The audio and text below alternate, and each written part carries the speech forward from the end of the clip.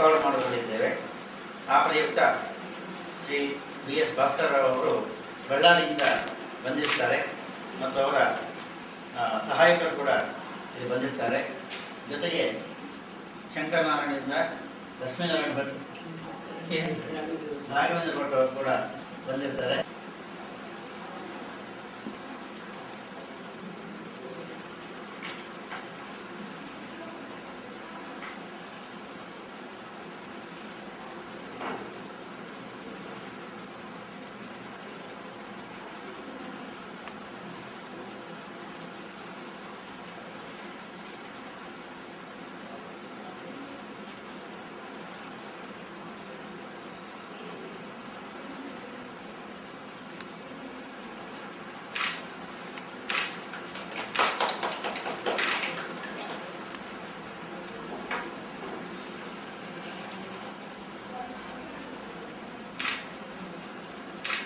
Shri BS Bhaskar Rao ಅವರು ಮೊದಲು ministry of education Delhi ಅಲ್ಲಿ ಕೆಲಸ ಮಾಡಿರ್ತಾರೆ.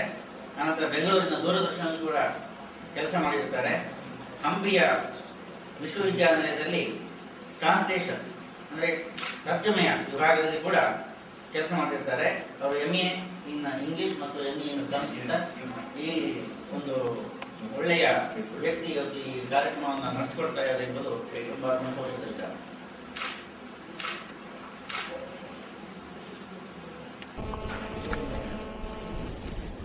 ಮನುಷ್ಯ ಪ್ರಕೃತಿಯಲ್ಲಿ ಬೇಕಾದಷ್ಟು ವಸ್ತುಗಳನ್ನು ಕಾಣ್ತಾನೆ, ಕಣ್ಣುಗಳ ಮುಖಾಂತರ ನೋಡ್ತಾನೆ. ಆದರೆ ಅವನದನ್ನು ಹೇಗೆ ಒಳಗಡೆ ಸ್ವೀಕರಿಸ್ತಾನೆ ಅನ್ನೋದು ಬಹಳ ಮುಖ್ಯನೇ ಹೊರತು ಏನನ್ನು ನೋಡ್ತಾನೆ ಅನ್ನೋದು ಅಷ್ಟು ಪ್ರಮುಖವಾದದ್ದಲ್ಲ. ಯಾಕೆಂದ್ರೆ ಸ್ಥೂಲವಾಗಿ ವಸ್ತುಗಳು ಸ್ಥೂಲವಾದ ಕಣ್ಣಿಗೆ ಕಾಣುತ್ತೆ, ಆದರೆ ಕಣ್ಣಿಗೆ ಕಂಡದ್ದು ಒಳಗಡೆ ಮನಸ್ಸಿನ ಒಳಗಡೆ ಹೋದಾಗ ಅವನದನ್ನು ಹೇಗೆ ಗ್ರಹಿಸ್ತಾನೆ ಅನ್ನೋದು ಬಹಳ ಮುಖ್ಯ ಆಗುತ್ತೆ. ನಮಗೆ ಬಹಳ ವಿಚಿತ್ರವಾದ ಸತ್ಯ ಏನು ಅಂತಂದ್ರೆ, ಈ ಸ್ಪಿರಿಚುವಲ್ ಮೆಟೀರಿಯಲಿಸಮ್ ಅನ್ನುವಂಥ ಒಂದು ವಾದ ಇದೆ. ಆ ವಾದದ ಒಳಗಡೆ ಒಂದು ಮಾತನ್ನು ಹೇಳ್ತಾರೆ, god created man in his own image. ದೇವರು ಮನುಷ್ಯನನ್ನ ಅವನ ನಿಯಮದಂತೆಯೇ ತನ್ನನ್ನು ಸೃಷ್ಟಿ ಮಾಡಿದ, ಮನುಷ್ಯನನ್ನು ಸೃಷ್ಟಿ ಮಾಡಿದ. God created man in his own image and gave this nature a subject matter. ಈ ಸುತ್ತಮುತ್ತ ಕಾಣುವಂಥ ಪ್ರಕೃತಿಯಲ್ಲಿ ಕಾಣುವಂಥ ವಸ್ತುಗಳನ್ನ ಅವನ ಅಧ್ಯಯನಕ್ಕೆ ಒಂದು ವಸ್ತುವನ್ನಾಗಿ ವಿಷಯವನ್ನಾಗಿ ಕೊಟ್ಟನಂತೆ ಪರಮಾತ್ಮ. ಅದಕ್ಕೆ ಹೇಳ್ತಾರೆ, by studying nature we can study him ಅಂತ. ಈ ಪ್ರಕೃತಿಯನ್ನು ಅಧ್ಯಯನ ಮಾಡುವುದರ ಮುಖಾಂತರ ಪರಮಾತ್ಮನನ್ನು ಕೂಡ ಅರಿಯಬಹುದು ಅನ್ನುವಂಥ ಮಾತನ್ನ ಆ ಸ್ಪಿರಿಚುವಲ್ ಮೆಟೀರಿಯಲಿಸಮ್ ಅನ್ನುವಂಥ ಒಂದು ವಾದ ಪ್ರಸ್ತುತಿಪಡಿಸುತ್ತೆ.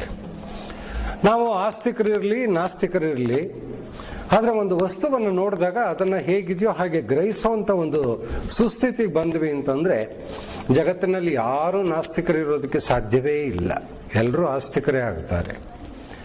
ಆದರೆ ನಮ್ಮ ಪರಿಸ್ಥಿತಿ ಹೇಗಿದೆ ಅಂತಂದ್ರೆ, ವಸ್ತುವನ್ನು ನೋಡ್ತೇವೆ, ಅದನ್ನು ಸರಿಯಾದ ರೀತಿಯಲ್ಲಿ ಗ್ರಹಿಸುವುದಕ್ಕೆ ನಾವು ಪ್ರಯತ್ನ ಪಡೋದಿಲ್ಲ. ಭಗವದ್ಗೀತೆಯಲ್ಲಿ ಒಂದು ಮಾತಿದೆ, ಮನುಷ್ಯಾಣಾಂ ಸಹಸ್ರೇಷು ಕಶ್ಚಿತ್ ಯತತಿ ಸಿದ್ಧಯೇ. ಕೋಟ್ಯಾನುಕೋಟಿ ಜೀವರಾಶಿಗಳಲ್ಲಿ ಯಾರೋ ಒಬ್ಬರು ಮಾತ್ರವೇ ನನ್ನನ್ನು ಅರಿಯಬಲ್ಲರು, ಹಾಗೆ ಅರಿತವರಲ್ಲಿ ಯಾರೋ ಒಬ್ಬರು ಮಾತ್ರವೇ ನನ್ನನ್ನ, ಒಂದು ಮಾತನ್ನು ಹೇಳ್ತಾನೆ, ಯತತಾಮಪಿ ಸಿದ್ಧಾನಂ ಕಶ್ಚಿನ್ ಮಾಂ ವೇತ್ತಿ ತತ್ವತಃ. ಆದರೆ ಯಾರೋ ಕೆಲವರು ಮಾತ್ರವೇ ನನ್ನನ್ನು ತಾತ್ವಿಕವಾಗಿ ತತ್ವದ ರೂಪದಲ್ಲಿ ಅರ್ಥ ಮಾಡಿಕೊಳ್ಳಬಲ್ಲರು ಅಂತ. ಈಗ ಹೇಳಿದೆ, ಒಂದು ವಸ್ತುವನ್ನು ನಾವು ನೋಡುವುದು ನಿಜವಾದ್ರೂ ಕೂಡ ನೋಡದ್ದು ಹೇಗೆ, ನೋಡಿದ್ದನ್ನ ಒಳಗಡೆ ತಗೊಂಡಿದ್ದು ಹೇಗೆ ಅನ್ನೋದು ಬಹಳ ಪ್ರಮುಖವಾಗುತ್ತೆ ಹೊರತು ಕೇವಲ ನೋಡಿದ್ದಷ್ಟೇ ಪ್ರಮುಖ ಆಗೋದಕ್ಕೆ ಸಾಧ್ಯವಿಲ್ಲ. ಅದಕ್ಕೇನೆ ಆ ಸ್ಪಿರಿಚುವಲ್ ಮೆಟೀರಿಯಲಿಸಮ್ ನಲ್ಲಿ god created man in his own image ಅನ್ನೋದು ನಿಜವಾದ್ರೂ ಕೂಡ ಅವನನ್ನ ನಮ್ಮನ್ನು ಸೃಷ್ಟಿಸಿದ್ದಾನೋ ಇಲ್ಲವೋ ಅನ್ನೋಂಥ ಆಸ್ತಿಕತೆ ನಾಸ್ತಿಕತೆ ಮಧ್ಯದಲ್ಲಿ ನಾವು ಬಿದ್ದು ಒದ್ದಾಡಿದ್ರೆ ಅವ ನಮ್ಗೆ ಉತ್ತರ ಕೊಡ್ತಾರೆ, and gave this nature a subject matter. ನಮ್ಮ ಅಧ್ಯಯನಕ್ಕೆ ಪ್ರಕೃತಿಯನ್ನೇ ಪರಮಾತ್ಮ ನಮಗೆ ಅವಕಾಶವನ್ನು ಒದಗಿಸಿದ್ದಾನಂತೆ, ವಿಷಯವನ್ನ ಕೊಟ್ಟಿದ್ದಾನಂತೆ. By studying nature we can study him ಅಂತ. ಈ ಸೃಷ್ಟಿಯನ್ನ ಅಧ್ಯಯನ ಮಾಡುವುದರ ಮುಖಾಂತರ ಸೃಷ್ಟಿಯ ಮೂಲ ಪುರುಷನನ್ನ, ಸೃಷ್ಟಿಕರ್ತನನ್ನು ಕೂಡ ಅರ್ಥ ಮಾಡಿಕೊಳ್ಳುವುದಕ್ಕೆ ಸಾಧ್ಯವಿದೆ ಎನ್ನುವಂಥ ಆ ವಾದದ ಒಂದು ಮುಖ್ಯವಾದಂತ ಮಾತು. ಈ ಇಷ್ಟೆಲ್ಲ ಮಾತನ್ನ ನಾನು ಯಾಕೆ ಹೇಳ್ತಾ ಇದ್ದೀನಿ ಅಂತಂದ್ರೆ, ನಾವು ಜಗಳ ಆಡೋದು ಬೇಡ ದೇವರಿದ್ದಾನೋ ಇಲ್ಲವೋ ಅನ್ನೋದನ್ನ. ದೇವರಿದ್ದಾನೆ ಅಥವಾ ಇಲ್ಲ ಎನ್ನುವುದನ್ನ ನಿರ್ಣಯ ಮಾಡುವಷ್ಟು ಸಾಮರ್ಥ್ಯ ನಮ್ಮಲ್ಲಿ ಇನ್ನೂ ಬಂದಿಲ್ಲ.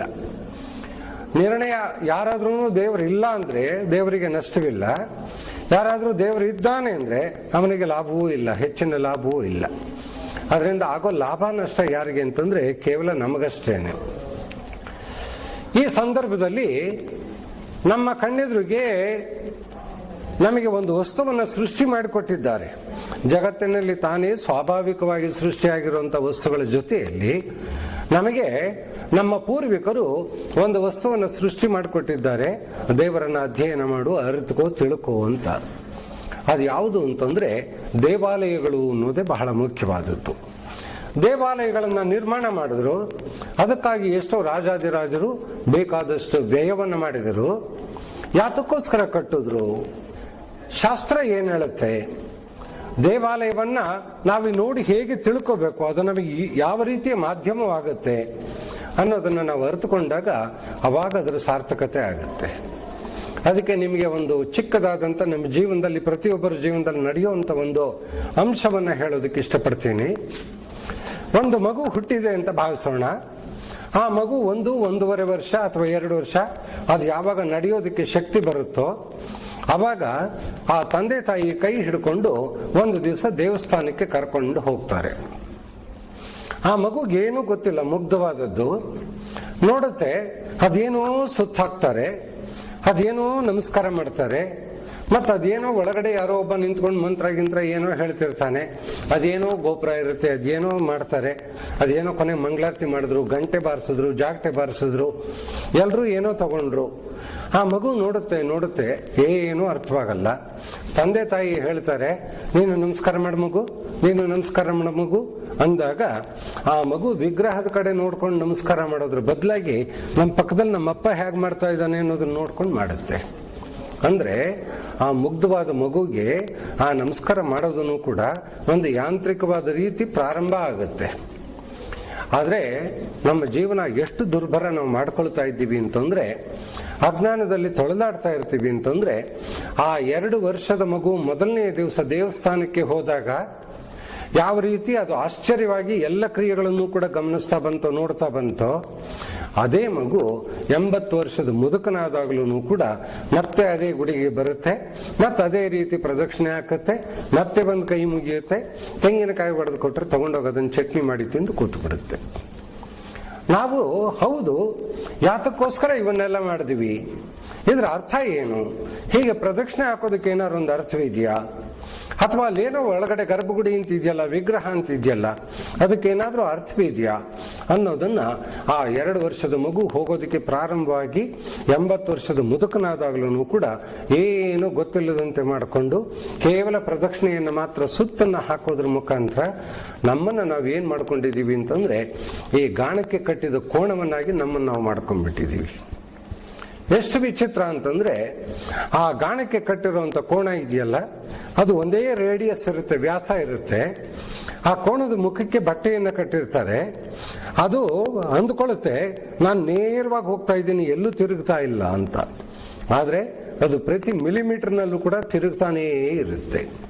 ಹಾಗೆ ನಮಗೂ ಕೂಡ ಏನಾಗಿದೆ ಅಂತಂದ್ರೆ, ನಾವು ದೇವಸ್ಥಾನಕ್ಕೆ ಹೋಗಿ ಅರ್ಚನೆ, ಪೂಜೆ, ಅದು ಇದು ಎಲ್ಲ ನೋಡ್ಕೊಂಡು ಬಂದಾಗ ನನ್ನ ಮಾರ್ಗ ನೇರವಾಗಿದೆ ಅಂತ ತಿಳ್ಕೊಳ್ತೀವಿ.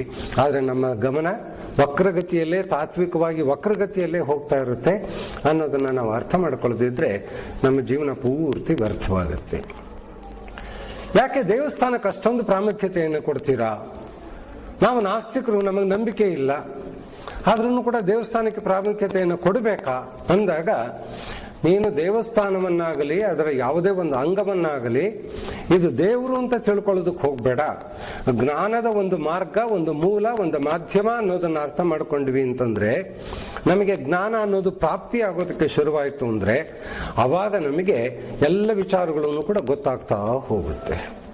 ಅದಕ್ಕೆ ನನಗೆ ಬಹಳ ಮನಸ್ಸಿನಲ್ಲಿ ಆಗಾಗ ಕೊರಿತಾ ಇದ್ದಿದ್ದೇನು ಅಂತಂದ್ರೆ, ಹೌದು, ಇಷ್ಟು ಸುಂದರವಾಗಿ ಅಷ್ಟೊಂದು ಹಣವನ್ನು ವ್ಯಯ ಮಾಡಿ, ಅಷ್ಟೊಂದು ಶ್ರಮವನ್ನು ವ್ಯಯ ಮಾಡಿ ಎಲ್ಲ ಕಡೆಯೂ ಇಷ್ಟು ಸುಂದರವಾದ ದೇವಸ್ಥಾನಗಳನ್ನು ಕಟ್ತಾರಲ್ಲ, ಇದಕ್ಕೇನು ಅರ್ಥವಿಲ್ವಾ? ನಾವು ಯಾಕೆ ಅರ್ಥ ಮಾಡ್ಕೊಳ್ತಾ ಇಲ್ಲ ಅಂದಾಗ ಅವಾಗ ಭಗವದ್ಗೀತೆಯ ವಾಕ್ಯ ನೆನಪಾಗುತ್ತೆ, ಈ ಸ್ಪಿರಿಚುವಲ್ ಮೆಟೀರಿಯಲಿಸಮ್ ಗುರ್ತಾಗುತ್ತೆ. ನಾವು ಪ್ರಕೃತಿಯನ್ನು ಸರಿಯಾಗಿ ನೋಡ್ತಾ ಇಲ್ಲ. ಪ್ರಕೃತಿಗಿಂತ ದೊಡ್ಡ ಗುರು ನಮಗೆ ಯಾರೂ ಬೇರೆ ಇಲ್ಲ. ಆ ಪ್ರಕೃತಿಯನ್ನ ಸರಿಯಾಗಿ ನೋಡಿದ್ವಿ ಅಂತಂದ್ರೆ ಎಲ್ಲವೂ ಕೂಡ ನಮಗೆ ಅರ್ಥವಾಗುತ್ತೆ ಅನ್ನೋದನ್ನ ಅರ್ಥ ಮಾಡ್ಕೊಳ್ತಾ, ನಾನು ಈಗ ಆ ದೇವಾಲಯ ಅಂದ್ರೆ ಏನು, ದೇವಾಲಯದಲ್ಲಿ ನಡೆಯುವಂತ ಪ್ರತಿಯೊಂದು ಕ್ರಿಯೆಗೂ ಕೂಡ ಏನು ಅರ್ಥ ಇದೆ, ನಾವು ಅದನ್ನ ಹೇಗೆ ಅರ್ಥ ಮಾಡ್ಕೊಳ್ಬೇಕು ಅನ್ನೋದನ್ನ ಪ್ರಯತ್ನ ಪಡೋದಕ್ಕೋಸ್ಕರ ನಾನು ಆ ದೇವಾಲಯವನ್ನು ಕುರಿತು ಒಂದಿಷ್ಟು ವಿವರಣೆಯನ್ನು ನೀಡಬೇಕು ಅಂತಂದ್ಬಿಟ್ಟು ಇವತ್ತು ವೇದಿಕೆಯಲ್ಲಿ ನಿಂತಿದ್ದೀನಿ. ಹೇಗಿದೆ ವಿಚಿತ್ರ ಅಂತಂದ್ರೆ, ಒಂದು ದೇವಾಲಯ ಅಂದ್ರೆ ನಮಗೆ ಅದರಲ್ಲಿ ಬಹಳ ದೂರದಿಂದಲೇ ಬಹಳ ಪ್ರಧಾನವಾಗಿ ಕಾಣುವಂತಹದ್ದು ಒಂದು ವಿಷಯ ಏನು ಅಂತಂದ್ರೆ, ದೇವಾಲಯ ಇನ್ನೂ ಬಹಳ ದೂರದಲ್ಲಿದೆ ಅಂತಂದಾಗಲೇ ನಮಗೆ ಮೊಟ್ಟ ಮೊದಲು ಕಾಣೋದು ಆ ಬೃಹತ್ ದೇವಾಲಯದ ಒಂದು ದೊಡ್ಡ ಗೋಪುರ. ಆ ಗೋಪುರ ದೇವಾಲಯದ ಹತ್ತಿರಕ್ಕೆ ಹೋಗೋದಕ್ಕಿಂತ ಮೊದಲೇ ಕಾಣುತ್ತೆ. ಆ ಗೋಪುರ ಬಹಳ ಎತ್ತರವಾಗಿ ಕಟ್ಟಿರ್ತಾರೆ, ಅಲ್ಲಿ ಬೇಕಾದಷ್ಟು ಶಿಲ್ಪಗಳನ್ನು ಕೆತ್ತಿರ್ತಾರೆ.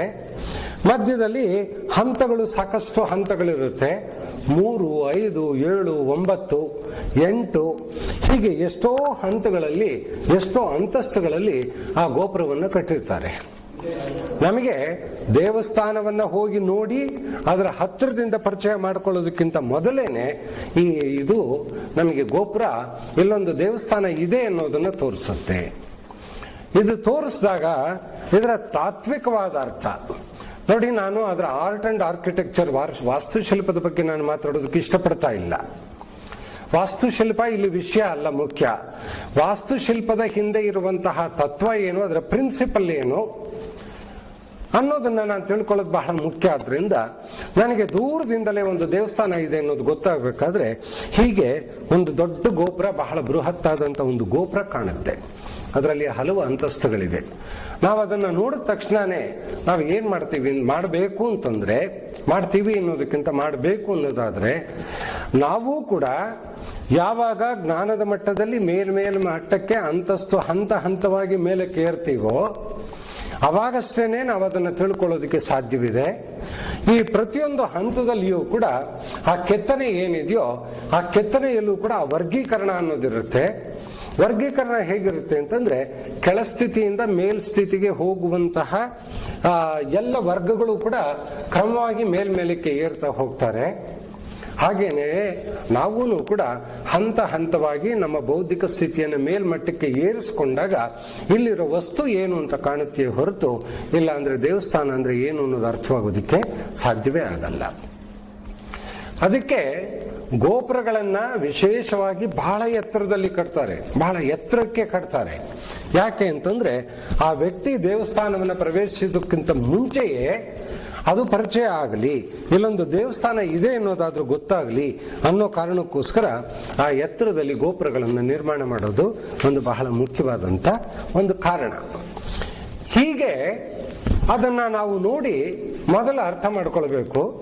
ಇಲ್ಲಿ ನಮಗೆ ಸೂಚ್ಯವಾಗಿ ತಿಳಿಸಿದ್ದಾರೆ, ನಾವು ಕೂಡ ಹಂತ ಹಂತವಾಗಿ ಜ್ಞಾನದಲ್ಲಿ ಮೇಲಕ್ಕೆ ಏರಿದಾಗ ಒಂದು ವಸ್ತುವನ್ನು ಅರ್ಥ ಮಾಡ್ಕೊಳ್ಳೋದಕ್ಕೆ ಸಾಧ್ಯವಿದೆ ಅನ್ನೋದನ್ನ ಅರಿತುಕೊಳ್ಳೋದಕ್ಕೋಸ್ಕರ ಸಾಂಕೇತಿಕವಾಗಿ ನಮಗೆ ಇದನ್ನ ಒಂದು ರೂಪ, ಪ್ರತಿಮೆಯನ್ನು ಕೊಟ್ಟು ಗೋಪುರವನ್ನು ನಿರ್ಮಾಣ ಮಾಡಿದ್ದಾರೆ. ಅದನ್ನ ನಾವು ಅರ್ಥ ಮಾಡ್ಕೊಳ್ತೀವಿ.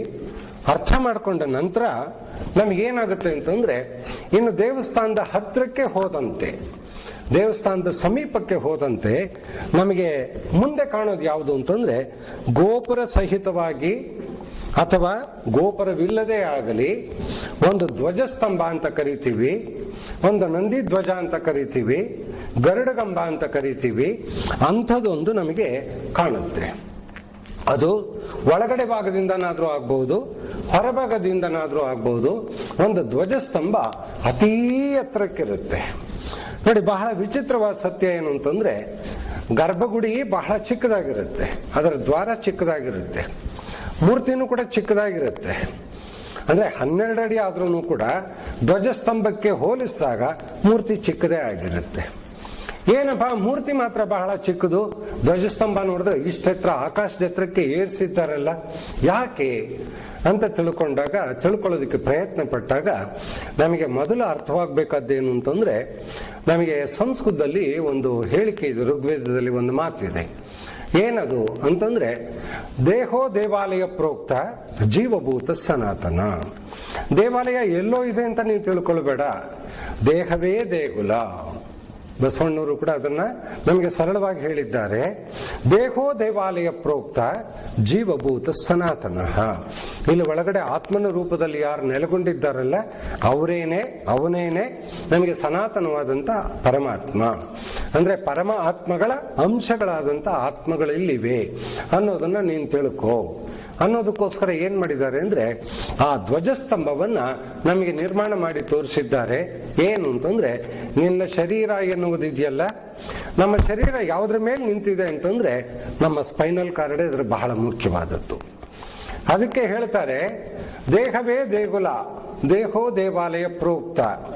ಅದನ್ನ ದೇಹನೇ ದೇಗುಲ ಅಂತ ತಿಳ್ಕೊಳ್ಳೋದಾದ್ರೆ, ಇದು ಸ್ಥಿರವಾಗಿ ನಿಲ್ಲಬೇಕಾದ್ರೆ ಯಾವ್ದು ಆಧಾರ ಅಂತಂದ್ರೆ ನಮಗೆ ಬೆನ್ನೆಲುಬೆ ಬಹಳ ಮುಖ್ಯವಾದದ್ದು. ಆ ಎತ್ತರವನ್ನ, ಆ ಸ್ಥಿರತೆಯನ್ನ ನಮ್ಮ ಶರೀರದಲ್ಲೂ ನಾವು ಉಳಿಸ್ಕೊಳ್ಬೇಕಾದಂತ ಸ್ಥಿರತೆಯನ್ನು ಸೂಚಿಸುವುದಕ್ಕೆ ನಮಗೆ ಇಲ್ಲಿ ಧ್ವಜಸ್ತಂಭ ದೇವಸ್ಥಾನದ ಒಳಗಡೆ ಹೋದ ತಕ್ಷಣ, ಗೋಪುರವನ್ನು ದಾಟಿದ ತಕ್ಷಣ ಅಥವಾ ಗೋಪುರದ ಹೊರಗಡೆ ಆಗಲಿ ನಮಗೆ ಅದನ್ನು ತೋರಿಸಿ ಕೊಟ್ಟಿದ್ದಾರೆ. ಇದು ಯಾತಕ್ಕೋಸ್ಕರ ಅಂತಂದ್ರೆ ನೋಡಿ, ಬಹಳ ವಿಚಿತ್ರವಾಗಿದೆ. ಒಂದು ಧ್ವಜಸ್ತಂಭ ನೇರವಾಗಿರುತ್ತೆ, ಬಹಳ ಎತ್ತರಕ್ಕಿರುತ್ತೆ. ಗರ್ಭಗುಡಿ ಮತ್ತು ಇದು ದೇವಸ್ಥಾನ, ಗರ್ಭಗುಡಿ, ಅದರೊಳಗಿರೋ ಮೂರ್ತಿ ಚಿಕ್ಕದಾದ್ರೂ ಕೂಡ ಇದು ಎತ್ತರವಾಗಿದೆ. ಯಾಕೆ ಅಂತಂದ್ರೆ, ಮೊದಲು ನಿನ್ನನ್ನು ನೀನು ಅರ್ಥ ಮಾಡ್ಕೋ, ನಿನ್ನ ಒಳಗಡೆ ಅವನಿದ್ದಾನೆ ಅನ್ನೋದನ್ನ ತಿಳ್ಕೊ, ಅವಾಗ ಅಲ್ಲಿರೋನು ಕಾಣುತ್ತಾನೆ. ನೋಡಿ, ವಿಚಿತ್ರ ಏನು ಅಂತಂದ್ರೆ, ಈ ಧ್ವಜಸ್ತಂಭದ ಮೇಲೆ ಯಾವಾಗಲೂ ಮೇಲ್ಗಡೆ ದೀಪ ಉರಿಸ್ತಾರೆ. ಕೆಲವು ಕಡೆ ವಿಶೇಷ ಸಂದರ್ಭಗಳಲ್ಲಿ ಮಾತ್ರವೇ ಉರಿಸ್ತಾರೆ, ಆದ್ರೆ ಯಾವಾಗಲೂ ಮೇಲ್ಗಡೆ ದೀಪ ಉರಿಬೇಕು ಅನ್ನೋದು ಅದರ ಮುಖ್ಯವಾದಂತ ಕಾರಣ.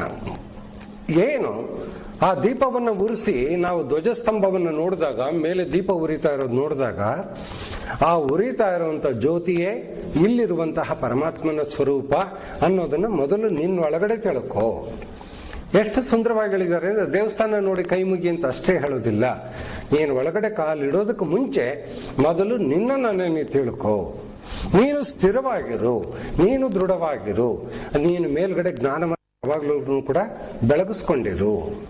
ನೋಡಿ, ಅದಕ್ಕೆ ಪುರಂದರದಾಸರು ಒಂದು ಮಾತು ಹೇಳಿದ್ರು, ಊರ ದೇವರ ಮಾಡಬೇಕಣ್ಣ, ತನ್ನ ಒಳಗೆ ತಾನೇ ಊರ ದೇವರ ಮಾಡಬೇಕಣ್ಣ. ಹೊರಗಡೆ ಎಲ್ಲೋ ಅಲ್ಲ, ಕುರಿ ಕಡ್ದು, ಕೋಳಿ ಕಡ್ದು, ಏನೋ ಕಡ್ದು. ಅವ್ರು ಹೇಳ್ತಾರೆ, ತನ್ನ ಒಳಗೆ ತಾನೇ ಊರ ದೇವರ ಮಾಡಬೇಕಣ್ಣ. ಹೇಗ್ ಮಾಡ್ಬೇಕಪ್ಪ? ದ್ವಾರಗಳು 9 ಮುಚ್ಚಿ, ದೃಷ್ಟಿಯನ್ನು ಭ್ರೂ ಮಧ್ಯದಲ್ಲಿ ನಿಲ್ಲಿಸಿ ಊರ ದೇವರ ಮಾಡಬೇಕಣ್ಣ. ನೀನ್ ಅಲ್ಲಿ ಏನೋ ನೋಡ್ಕೊಂಡು ಕಂಡುಬಿಟ್ಟು ಎಲ್ಲ ದ್ವಾರಗಳಿಂದಾನು ಕೂಡ ವಿಷಯವನ್ನ ಹೀರ್ಕೊಂತ ಇದೆಯಲ್ಲ, ಅದನ್ನ ಬಿಟ್ಟು ದ್ವಾರಗಳು 9 ಮುಚ್ಚಿ, ಅದನ್ನೇ ಭಗವದ್ಗೀತೆ ಹೇಳುತ್ತೆ, ಸರ್ವದ್ವಾರಾಣಿ ಸಂಯಮ್ಯ, ಎಲ್ಲ ದ್ವಾರಗಳನ್ನು, ನವದ್ವಾರಗಳನ್ನು ಸಂಯಮಿಸಿಕೊಂಡು, ಮನೋ ಹೃದಯ ನಿರುದ್ಯಚ, ಮನಸ್ಸನ್ನ ಹೃದಯದಲ್ಲಿ ನಿಲ್ಲಿಸಿಕೊಂಡು. ನಿಮ್ಗೆ ಆಶ್ಚರ್ಯ ಆಗ್ಬೋದು, ಏನ್ ಮನಸ್ಸು ಹೃದಯದಲ್ಲಿ ಅಂದ್ರೆ ಇಲ್ಲಿ ತೋರಿಸ್ತಾ ಇದ್ರಲ್ಲ, ಹೃದಯ ಇಲ್ಲಿದ್ಯಾ?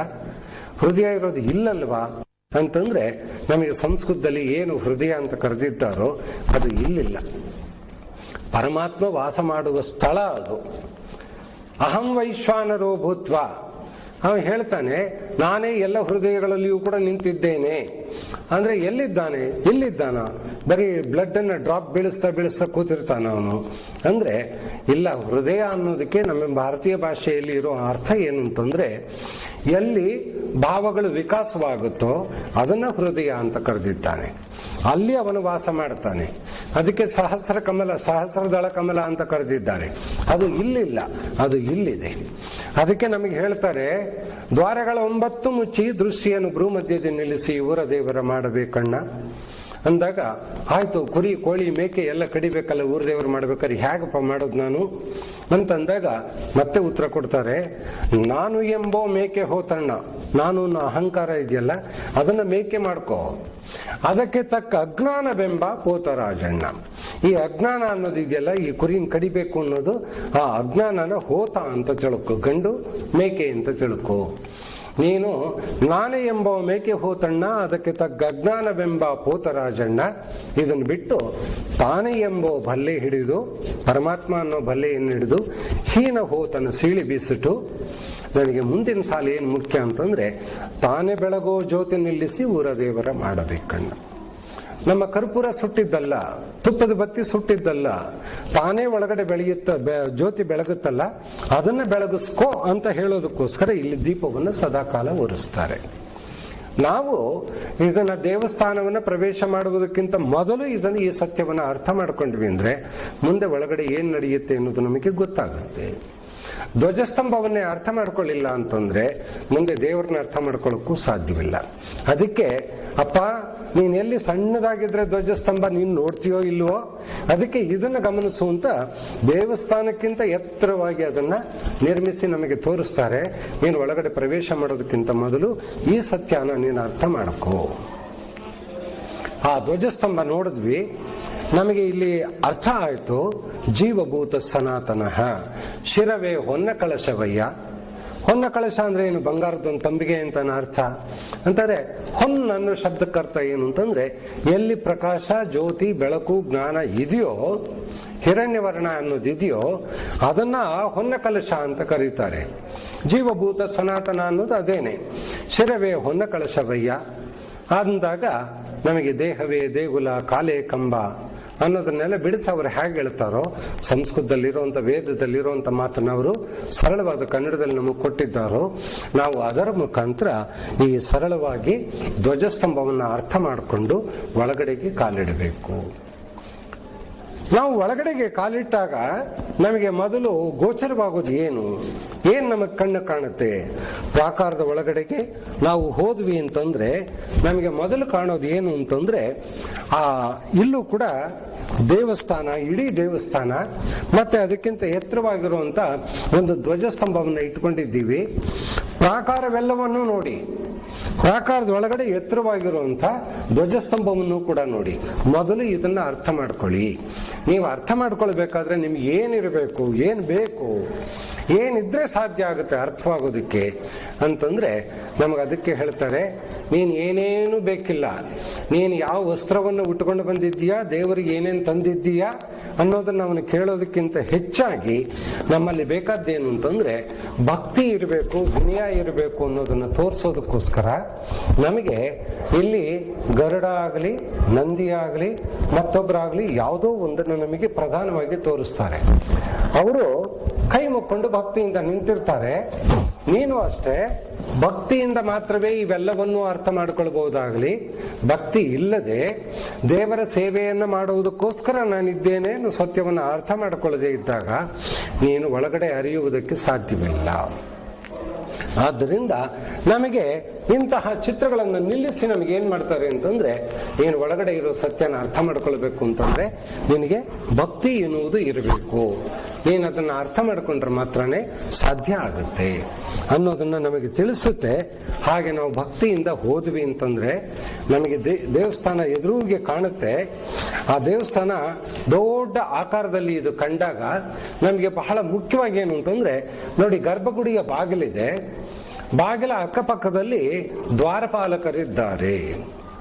ಏನ್ ದ್ವಾರಪಾಲಕರು ಅಲ್ಲಿ ವೈಕುಂಠದಲ್ಲಿದ್ರು ಅದರಿಂದ ಇಲ್ಲೂ ಇಟ್ಟಿದ್ದಾರೆ ಅಂತ ಅನ್ನೋದೇ ಅಷ್ಟೇ ಸತ್ಯ ಅಂತ ಭಾವಿಸಿದ್ರೆ ಅದು ತಪ್ಪಾಗುತ್ತೆ. ಯಾಕೆ ಅಂತಂದ್ರೆ ಅಲ್ಲಿ ದ್ವಾರಪಾಲಕರಿದ್ದಾರಲ್ಲ, ಅವರನ್ನ ನಾವು ತಾತ್ವಿಕವಾಗಿ ಯಾವ ರೀತಿ ತಿಳ್ಕೊಳ್ತೀವಿ ಅನ್ನೋದು ಬಹಳ ಮುಖ್ಯ ಆಗುತ್ತೆ. ಏನು ತಾತ್ವಿಕವಾಗಿ ಬಹಳ ಮುಖ್ಯ ತಿಳ್ಕೊಳ್ಳೋದು ಅಂತಂದ್ರೆ ಇಲ್ಲೂ ಅಷ್ಟೇ. ಅವ್ರು ಯಾರು ಅಂತಂದ್ರೆ ದ್ವಾರಪಾಲಕರು. ಯಾವ ದ್ವಾರ?